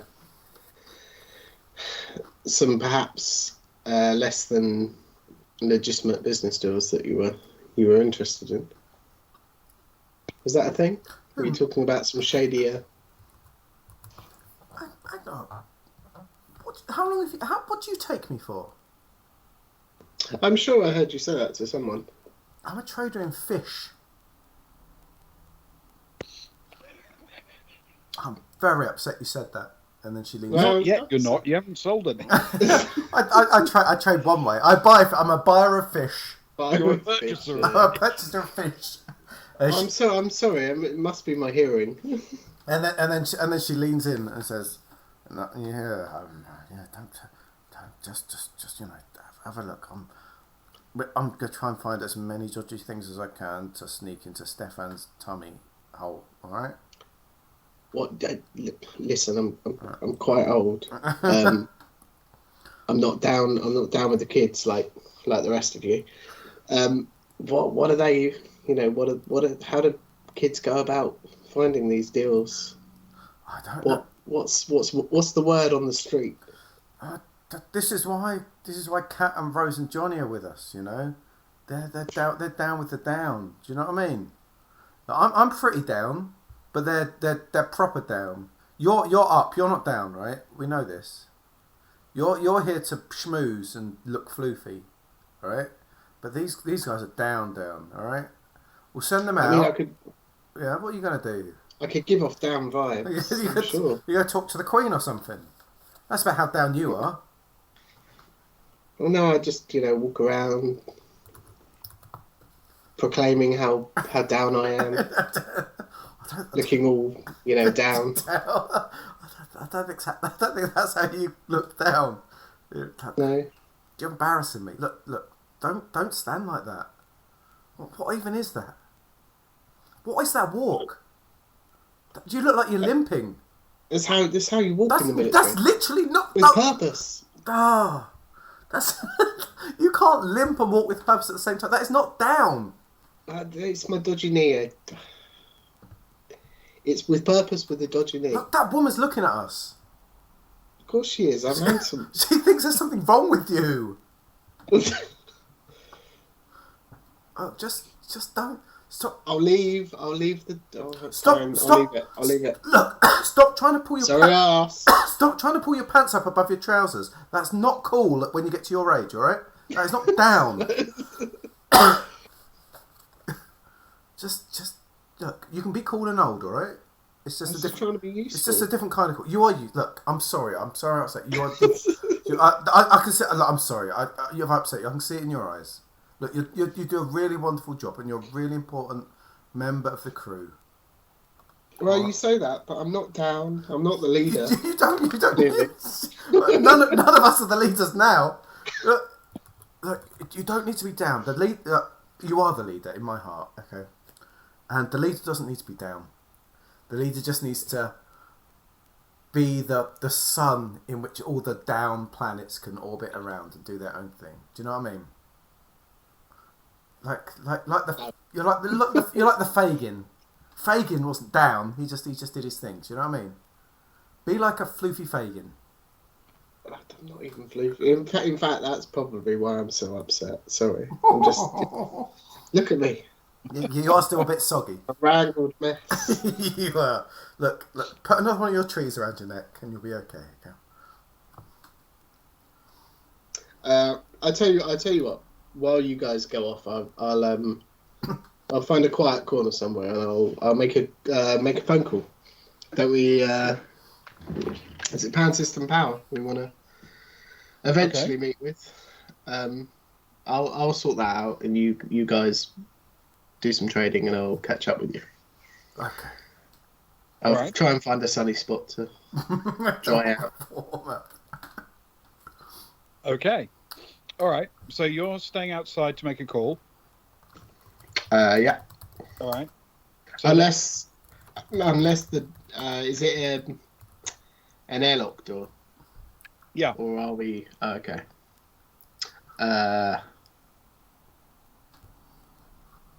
Yeah, he can't do anything. Yeah, he'll stay outside and he'll make the call. All right. Sorry, I was just debating whether there'd be like a hot air blast coming down by the door. Just stand underneath it and make a phone call. With his fur slowly, like, undulating. Yeah, that wouldn't work. Is it just me who's got an image in their mind of like the way dogs' faces are when they look out of car windows? Yeah. Whilst trying to talk on the phone. All the hair blown straight back. Okay. So, I'm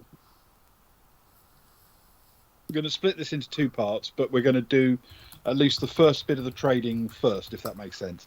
Sure, why not? So the other members of the party head into the space. And what are you doing since you're going to be in charge of this car? Right, I've got two things I need to do, actually. I've got a load of that drug powder. Not drug itself, but powder to make drugs with, correct? Scale, yeah. Scale. And I've got a lot of scale. What have I got? I know. You've got 112 kilos. I've written that down in about 13 different places. 112 kilos of scale to sell. And I've got Stefan's belly to fill. And so I'm going to look for shady corners, and Cara will have prepped because she asked Rose and Johnny, especially, didn't she, yesterday, to go out and have a look around and have a weasel. So the idea is I'm trying to get those dark corners. I think we discussed it slightly. Those dark corners, the places that such people might go to. So she's going to ask them again, like, is there anywhere, like yesterday when we were talking about it, is there anywhere specific that, you know, I've got for the scale? Is there anywhere worth popping to? They have indicated that you might want to talk to someone called Bemen. Oh, how are we spelling that? Bemen. Okay. She says, do you know what he looks like, or should I just? You shouldn't be able to miss him. He's a completely black furred Aslan. Oh, Aslan. Oh man, they're like Agnar. They're like Varga, but floofier and more beautiful. They make. I bet he's not all sopping wet. Okay, she's gonna look around for. She's got wander around from place to place, sort of poking at things, looking at people, just sucking in the atmosphere while looking for this black furred Aslan, please. All right, can you roll a quick streetwise for me with intellect, please? I can. Streetwise intellect. 8 plus 2 is 10. Okay. The place is reasonably well lit, and Kelly! Sorry. hello, Kay. Welcome. Hey, Thank you for Kelly. joining us. Kelly always turns up when Floof's involved. I've noticed this. When the floofy is happening. It's a weekly thing. There is an Aslan who matches the right description, and only one looks remotely like this character, who you can therefore assume is probably Bemen. He's in sort of a far corner, standing. He's not actually in one of the booths, but he's standing there looking at his communicator and scrolling through messages, minding his own business with a drink in one hand. Cool. Kara will wander up to him and with a big beaming smile and say, "Hey, my name's Kara. How are you? I've not seen you here before. I've never been here before. What a pleasure. Are you Behrman?" I am. Kara, you say? Is Kara? Nice to make your acquaintance. Thank you. Kara. I must say, you're the most resplendent Aslan I've seen on Dilub Rou since I've been here. Why, thank you. I was told that you're the man to talk to about interesting deals. It is one of the things I do to entertain myself. Without entertainment, life would be a boring thing. Are you? What kind of deal are you interested in? Well,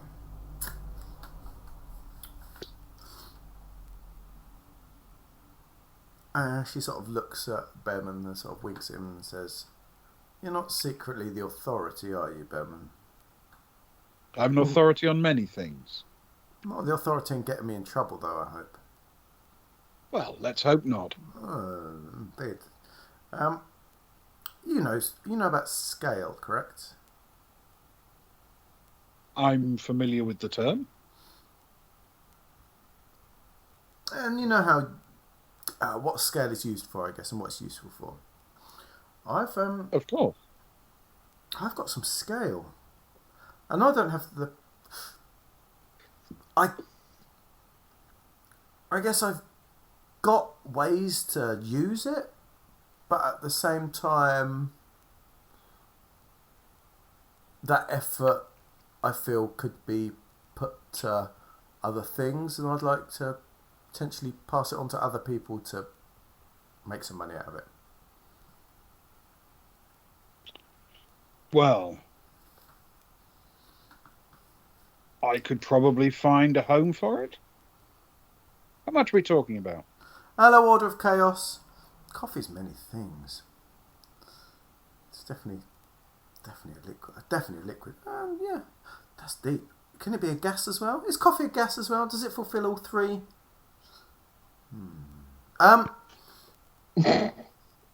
Well, we're talking kilograms. I'm talking a lot, 112 kilograms. Definitely worth some as well. That's quite a lot. It is. I found it down the back of a sofa. Big sofa, very big sofa. And, well, we're talking industrial quantity here, so I'm sure I can find somebody who'd be interested in that. That's good to know. Is that something you need to go away and think about, or is that something that you're certain you could find someone to... Oh, I'm sure I could find someone. Maybe not local, but I'm sure I could find someone. Okay. Now,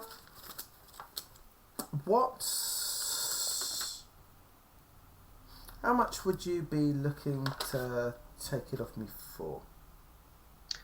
Ask if he wants to trade you some fish for it. We need more fish. How dare you?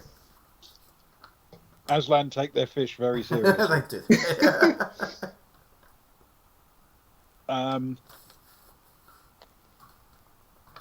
Okay. He says, how does 500 a kilo sound?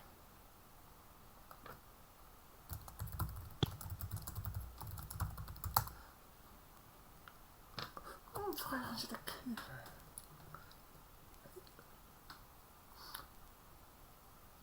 It sounds like a number. It sounds like the sort of number someone who feels very comfortable in their environment will give to someone who a little lady who he doesn't take very seriously as an outsider would give. Oh, does it? Hmm. You have an alternate number in mind. See, I'm a fan of, batting it forwards this way and that. And if you're starting that low, I would start at 2,000.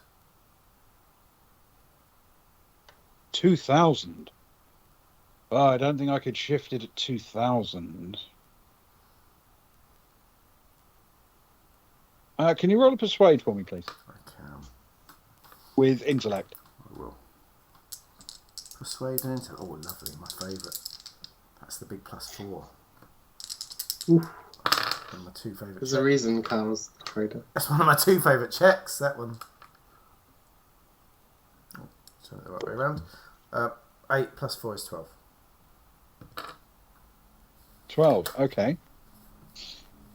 Sorry, He says- Spurs, I missed it. He says, 2,000's a little bit steep, but given the volume we're talking about, I can probably make it work at 1,000.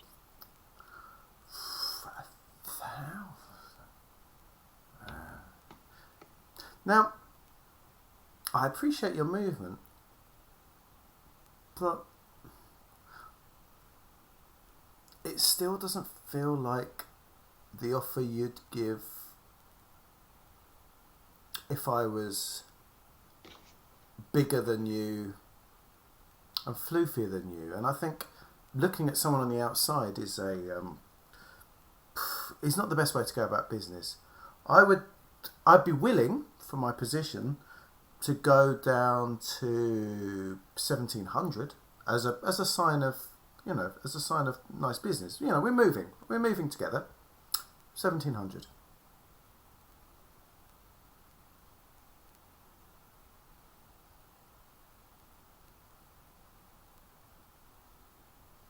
At that kind of number, I mean, the problem is that's a small volume kind of number. And I'm looking to move this in one deal if I can. Makes the most sense. But a big sale, people will expect a discount.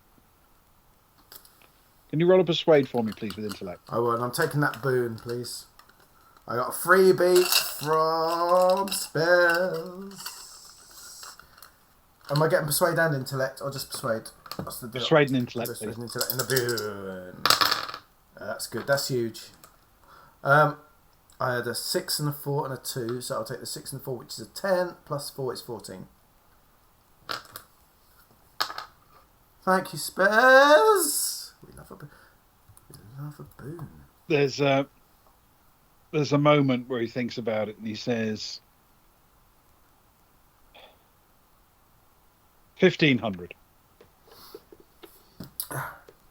But that's the best I can do. Cara leans back a little, and then she thinks, okay. So you're going 1,500 a kilo for 112 kilos is 168,000. Call it Yes. call it 170,000, and we're done.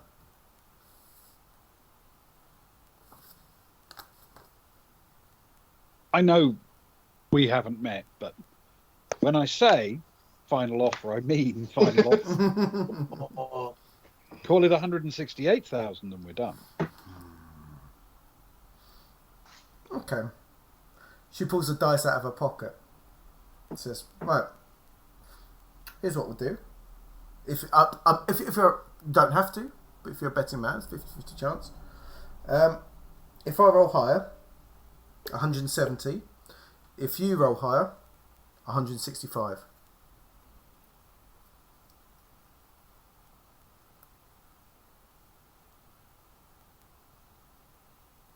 You know what? All right. Okay. 2d6? Yeah, let's go 2d6. Go for it.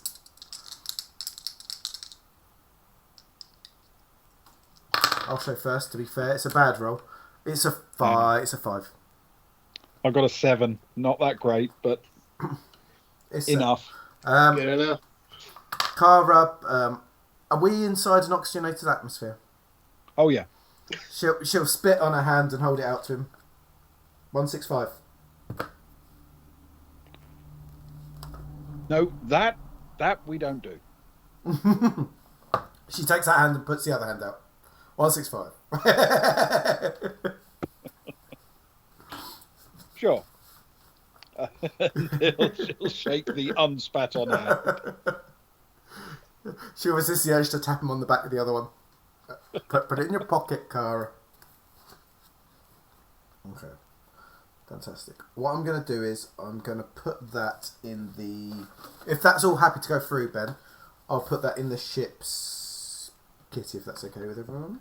Yep, absolutely fine. Thank you very much. So we are out of scale, which I don't think I've got. Cool, fantastic. Cool. That's 180 in the ship's kitty. Nice one. That's a wonderful thing. While I'm here, if I was looking for small interesting things that not every place would be happy to see, that wouldn't necessarily be the easiest thing to move in and out, do you know someone that might be worth going to? Maybe gems, jewels, electronics, little bits and pieces? And a high risk, high profit sort of thing. When you say risk,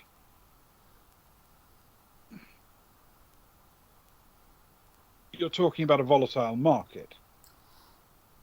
Sure. We're planning to go from...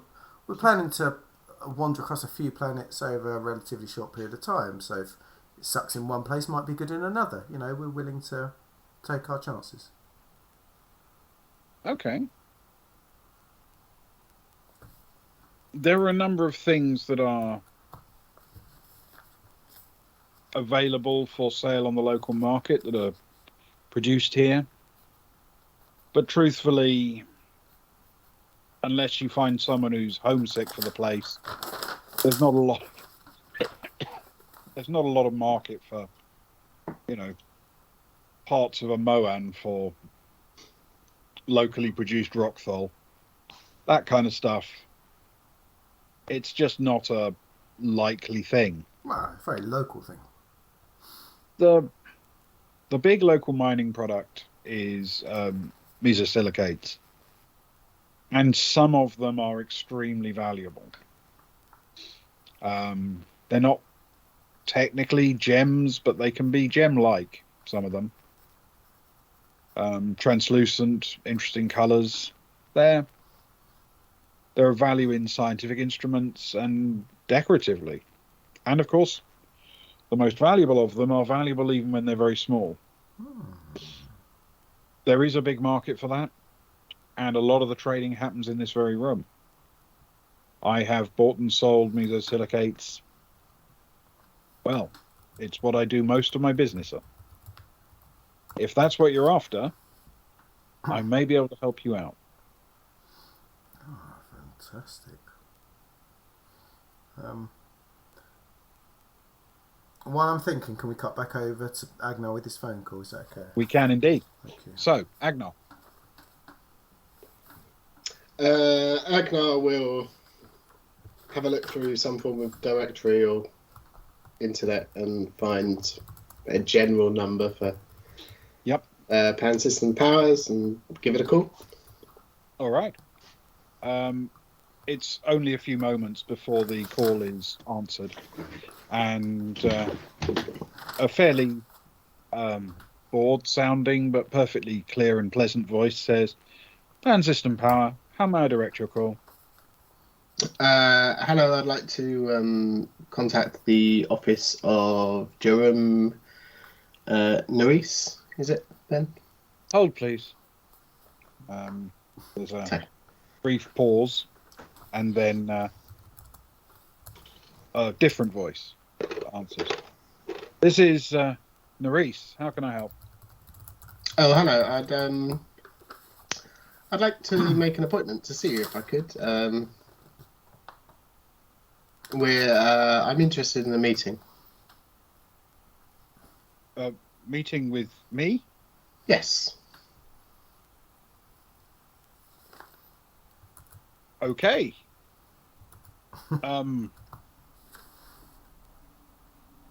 Lovely. Any particular schedule in mind? No, if I'm honest, the next sooner rather than later would be preferable. But the next few days for us seem to be relatively clear. Okay. Well, how about tomorrow? Any time in the afternoon will do. Wonderful. Should we say 2? Perfect. What's it concerning? There's a few issues that we have to discuss with you, I think, regarding some parts and some purchasing and a few other bits and pieces. Okay. If this is a business contact, I should probably get Arden Keane to sit in on it as well, if that's okay with you. Yeah, sure, that's fine with me. If it's not appropriate, then we can always adjourn him somewhere else, I'm sure. I'm sure we can. Excellent. All right. Yes, I will see you tomorrow. Thank you very much. And the call drops. Wonderful. And then Agnar will wander inside and try to look down. How is spelling Arden Keane, by the way? Like the Forest of Arden and like Commander Keane. Is that with an A? Yes, Arden with Arden. Yeah. Keane. And Keen. Oh, not like Robbie Keane. Okay. Keen. Got you. Oh yeah, like the video game Commander Keane. Okay. Yeah. Oh. We're still with you, Agnar, looking down. And then he'll try and find Kara, I suppose. He'll wander. Okay. Well, Kara's quite visible. She's chatting amiably with a tall, black-furred Aslan. Oh, he's so floofy. And he really is, quite tall and well-built. Is he quite resplendent, would you say? I would certainly describe him as being in that mode, yeah. If Rack was a 10 out of 10 on resplendence, what would this guy be like? just for our thirsty floof bitches in chat. At least a 9, I would think. A solid 9. I'll tell you what, that's quite exciting. That is good. That is good. Tall, dark, and floofy. Tall, dark, and floofy. Seeing that, Agnar will start wandering over, and then he'll flash back to his conversation with Kara about him not being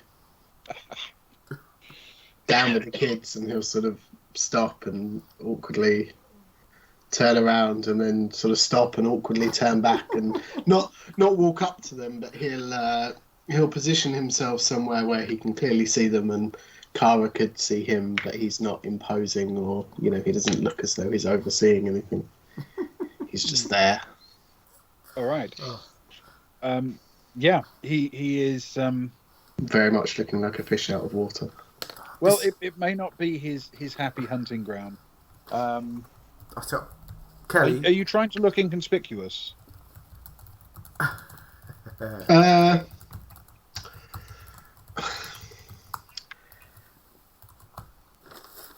Yes, I would say he probably is trying to not draw attention to himself. Okay, but he's walking over towards... But he's stopped and turned around and started, he clearly is, I guess. He's got that one hand in his pocket and he's doing that. He'll hold off, like, Like 30 yards, 40 yards maybe. Okay, all right. He won't approach directly. Okay, fair enough. All right. So if we can cut back to Kara, what's thinking about with gems or with mesosilicates? No. I just got caught up in Kelly redeeming Daddy Agnar mode, but I think thinking that it just meant like thinking of him as a big fluffy daddy character.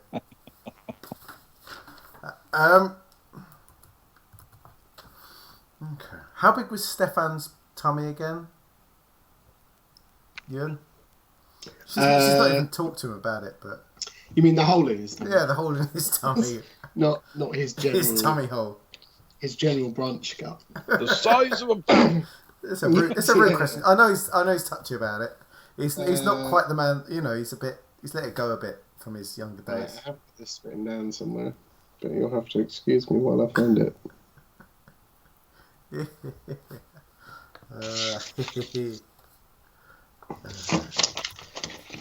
does help if I look at the right character sheet there.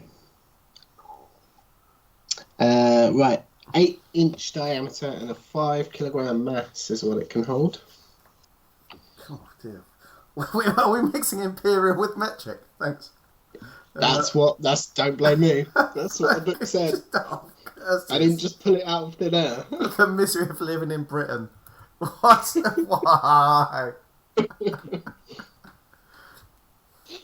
Exactly that, Kevin. So his little secret tummy hold, which it got. What planet were we on when he got it done? That was when we came back from that secret planet, wasn't it?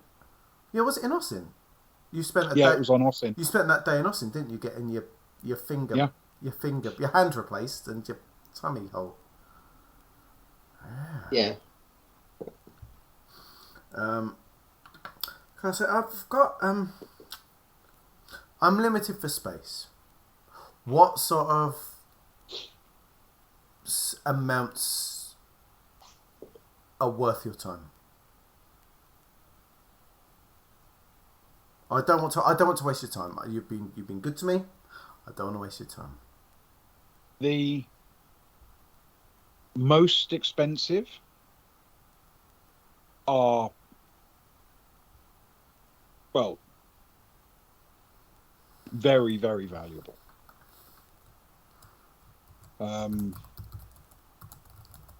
But often not available in large quantities, which is what makes them very valuable. I've seen trades go through for a mega credit a kilo. Okay. But those are for very, very rare combinations. Things that people are very excited about. Selenium, rubidium. For the more common ones, the most valuable that you're likely to encounter are those doped with tin. Okay. It's a rare combination, and it's found here and not many places. Those,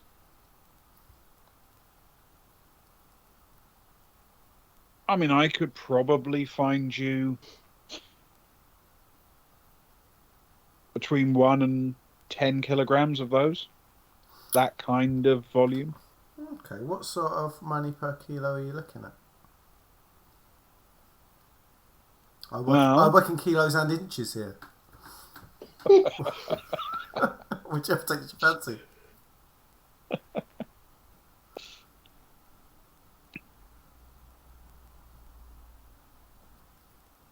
I think we could probably deal with something of the order of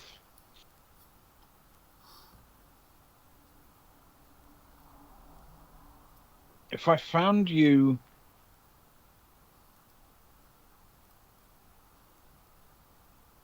5 kilos at about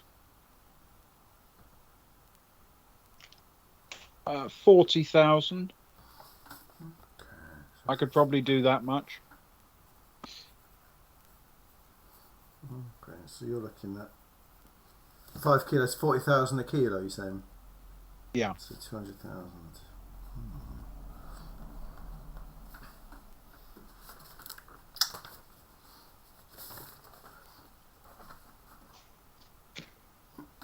Carl looks at him.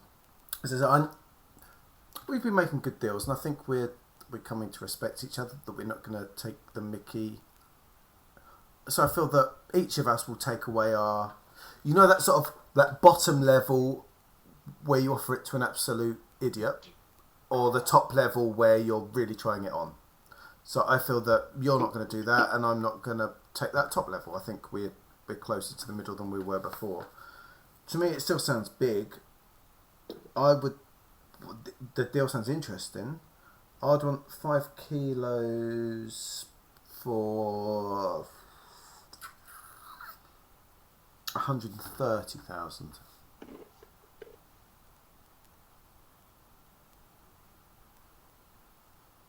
And 30. Can you roll a persuade for me, please, with intellect? I can, thank you. 5 plus 4 is 9. Okay. He immediately says,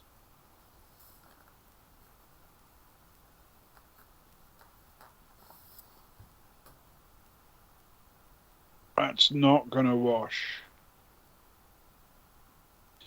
I can probably knock it down to about 35 per."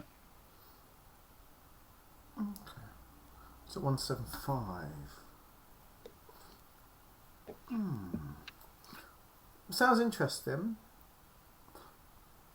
I would think of, how about 30 per kilo?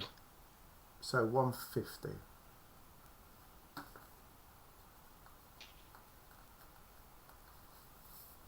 Okay. One more persuade with intellect, please.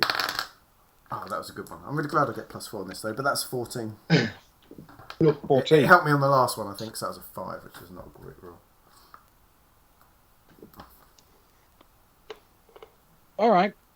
On a volume like that, I can probably do that one. So what's the stuff called exactly, Ben, so I can make a note of it? It is Stanic. STANC? STANNIC. Yep. And 1 second, let me get my actual note up. HPDM. HDP. HP. HPDM. DM. HPDM. Stanic HPDM. HPDM. 5 kilograms of at a 150, which I will offer my non-spat on hands. and I'll take it out the Baltic ink. I'm going to write it on there, even though I haven't taken thingy of it so far. But I'm assuming... so, of course, I'm assuming the two of us now will need to arrange a meeting, my good man, about... we both have something to bring to the table, I guess. Absolutely.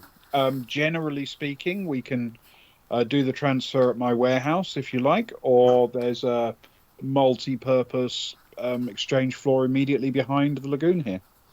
The floor sounds perfect. All right. Sounds good. Later today? Absolutely wonderful. Thank you. Brilliant.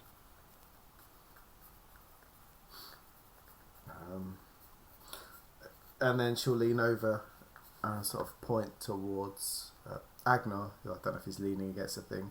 So, by the way, this is my friend and colleague. I don't know if you've noticed, he was trying to blend in. He was trying to look down with the kids.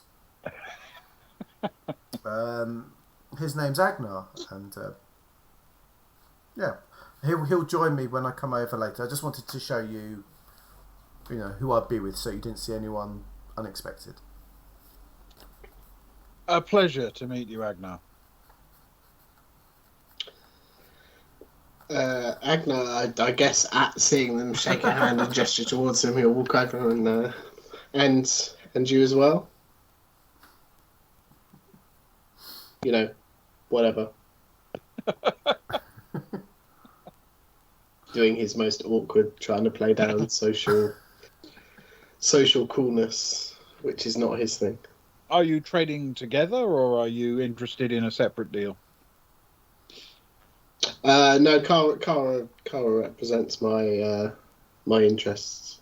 I mean, she's trading. Whatever. You picked well. He smiles and waves a cheerful farewell as he wanders off looking for his next potential customer. How did I do? Was that all right? I just played it cool. You came across a little bit needy. Needy? I barely said anything. It was just when I called you over, you were a little bit too eager. You got up a bit too quickly. I arrived pretty quick, I suppose. And I think it was a little bit awkward, and I think that's what scared him off a little bit. Oh, if you want awkward, you should have seen me earlier. Okay. You'll get Noted for next time. You'll get me. Look, I think you've got a lot of skills, and I think this is one that you can really develop in. I respect you a lot as a person, and as a colleague, and as a friend, and as a general. As a general... a general person. Bargain.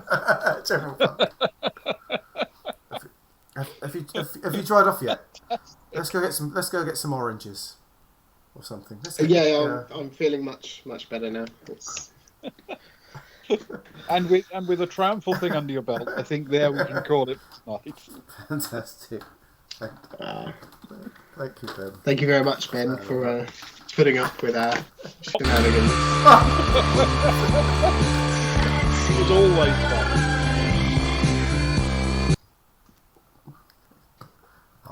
Thanks, Spirit. One more bunny. One more bunny for the evening. A bunny for the road. A bunny for the road. Oh, well, it's almost past Easter. I don't know what we're going to do.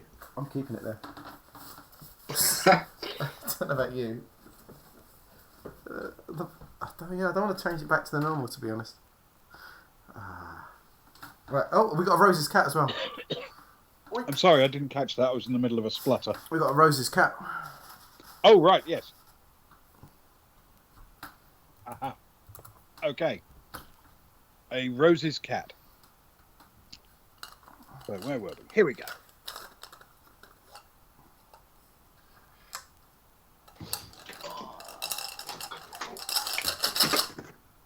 Meanwhile, on the Baltic Star, the next phase of the module test was underway. With main system power running and stable, the bridge and navigation systems were next online. It was perhaps a pity that nobody was around to see this, because the designers of the system had created a startup sequence designed to delight the eye. Every light and instrument had to be tested, so this was done by turning on and off every one in a pattern, like a choreographed display. Patterns running from one side to another, back and forth, rapidly changing colours, and all in time with the alert sounds playing their various tones in symphonic chords that would never be heard in normal use. There was actually a Christmas tree control on the bridge. When activated, it turned on every indicator light, to prove that a light being off was intentional, and not because the light itself had failed. But that was a simple on and off, nothing like the minutes-long show playing out on the bridge. Caboodle, Rosie's cat, was certainly having no fun at all on her trip off the confinement of the Baltic Star. In theory, the concourse of the shipyard might provide many opportunities for exploration, new friends to win, new ankles to play with, but her entire time had been spent inside Kron Sarama's modified holdall, and there was not a single ankle to be found in there. She bounced gently on his hip as he walked along, stopping periodically where a commercial display caught his eye, or where a vantage point provided a view of some ship he found interesting. In fact, he was stopping more frequently now, as he'd walked to the end of the concourse where the vast cruiser Deep Night Revelation was being converted for her upcoming voyage into the unknown. At almost every gap in the concourse, Sarama would stop for a few moments, seeing some interesting angle on either the ship herself or the work being carried out.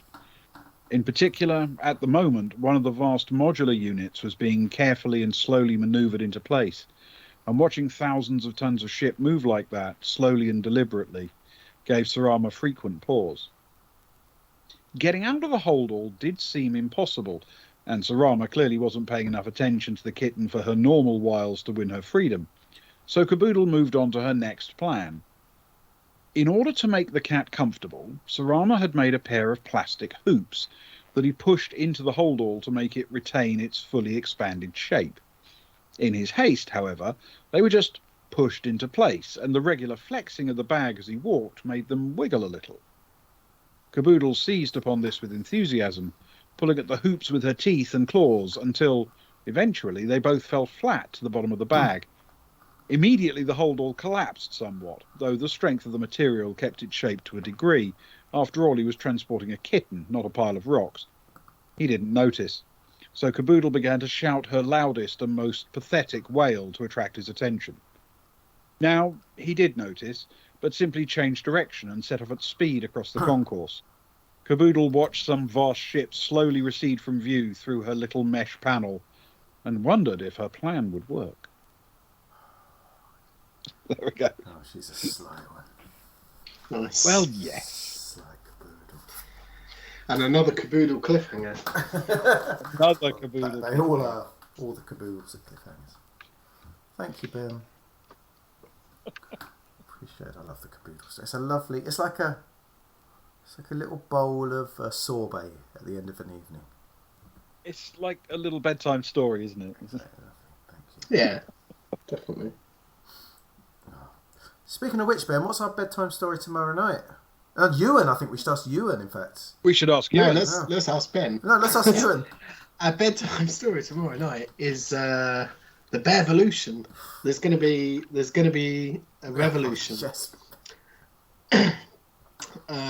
Where both Ben and Luke and Gilly and Legitimine are playing bears who are going to hopefully try to overthrow Oh, we will.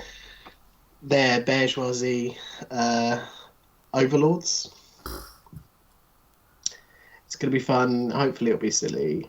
We'll see. I'm sure it'll be lovely. Well, I'm just looking forward to the fact that 2 or 3 people all have like their thesis. There's gonna be dueling theses about where we should go. A plethora of theses. More than one. As your secret weapon. Yes, you are bears with secret weapons and skills and jobs within your community, which will hopefully help you out.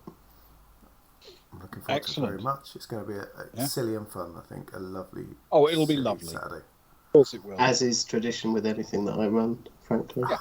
We can rely on you for a lot of fun of an evening, quite honestly. That's going to be great. So that's tomorrow, everyone. Join in. If you're not playing, join us. Join us from 11 o'clock UK time, our regular time. Don your revolutionary gear. Oh, yeah. Exactly. Yeah. Viva la Bearvolution, I guess. Exactly. And Sunday. What have we got Sunday, Luke? Well, it's Spooky Sunday. It's Or tradition. Ben, I should say. Ben, what have we got Sunday? No, actually, let's ask Luke. Ask Ben. Ask Ben. He's followed. I think he's followed the plot better than me. Well, yes. Well, I can mention a description. On Spooky Sunday, Luke is going to single-handedly save the planet Earth by delivering the moon in some way. It is much less bleak than the Thursday night one, despite it being the Spooky Sunday. It is really, really nice. Mm. And yes, you're quite right. When I discovered that android was a gardener. That's it. It changed. He was like, "Oh, he's a lovely guy. He's a gardener. Kill him." Yep, he dies. How fickle we are. Yeah, so we got Bearvolution tomorrow, roleplay, and then Spooky Sunday to finish off our Baltic Start weekend. Spooky Sunday, deliver us the moon on Sunday, and then we will be done for the weekend. And you can all have a few days off. How about that? Our gift to you. We're so kind, aren't we? We're so generous with our days off. It's just relaxation for the next weekend. I found Gamers Ledge are streaming, and they come in and at least lurk for us, so it might be nice to raid them as we finish up. Lovely. Yeah. So let's give... That sounds really super. Let's all pop over to Gamers Ledge, say hello, give them a few minutes or whatever, and lurk around, and what are they doing? They are playing... Ooh, 4DM's one of the season 1 finale. Sasquatch. Anything that has the word Sasquatch in a title is good enough for me. Well, everybody have a happy Easter egg sandwich day. Oh, yeah. I might have to have one just in honour of you. It's a bit as a Christian, that's quite blasphemous, but I might do it anyway. Not if you dip it in red wine. Oh yeah, cover all my bases there. Yeah. Don't make it all a bit soggy though. Oh no. There's blasphemy, and then there's just ruining a good wine. Or sandwich. Yeah. Depending on your perspective, I suppose. Exactly. Right. Let's raid. Good night, everyone. Thank you so much. Good night. Thank you. Cool. Right. Pop in, say hello to them before you pop off. That'd be lovely. Show them that we love them. Oh, that's good. Good viewers. Thank you, guys. Let's show them we love them. They're nice folk. Let's do it. We're raiding.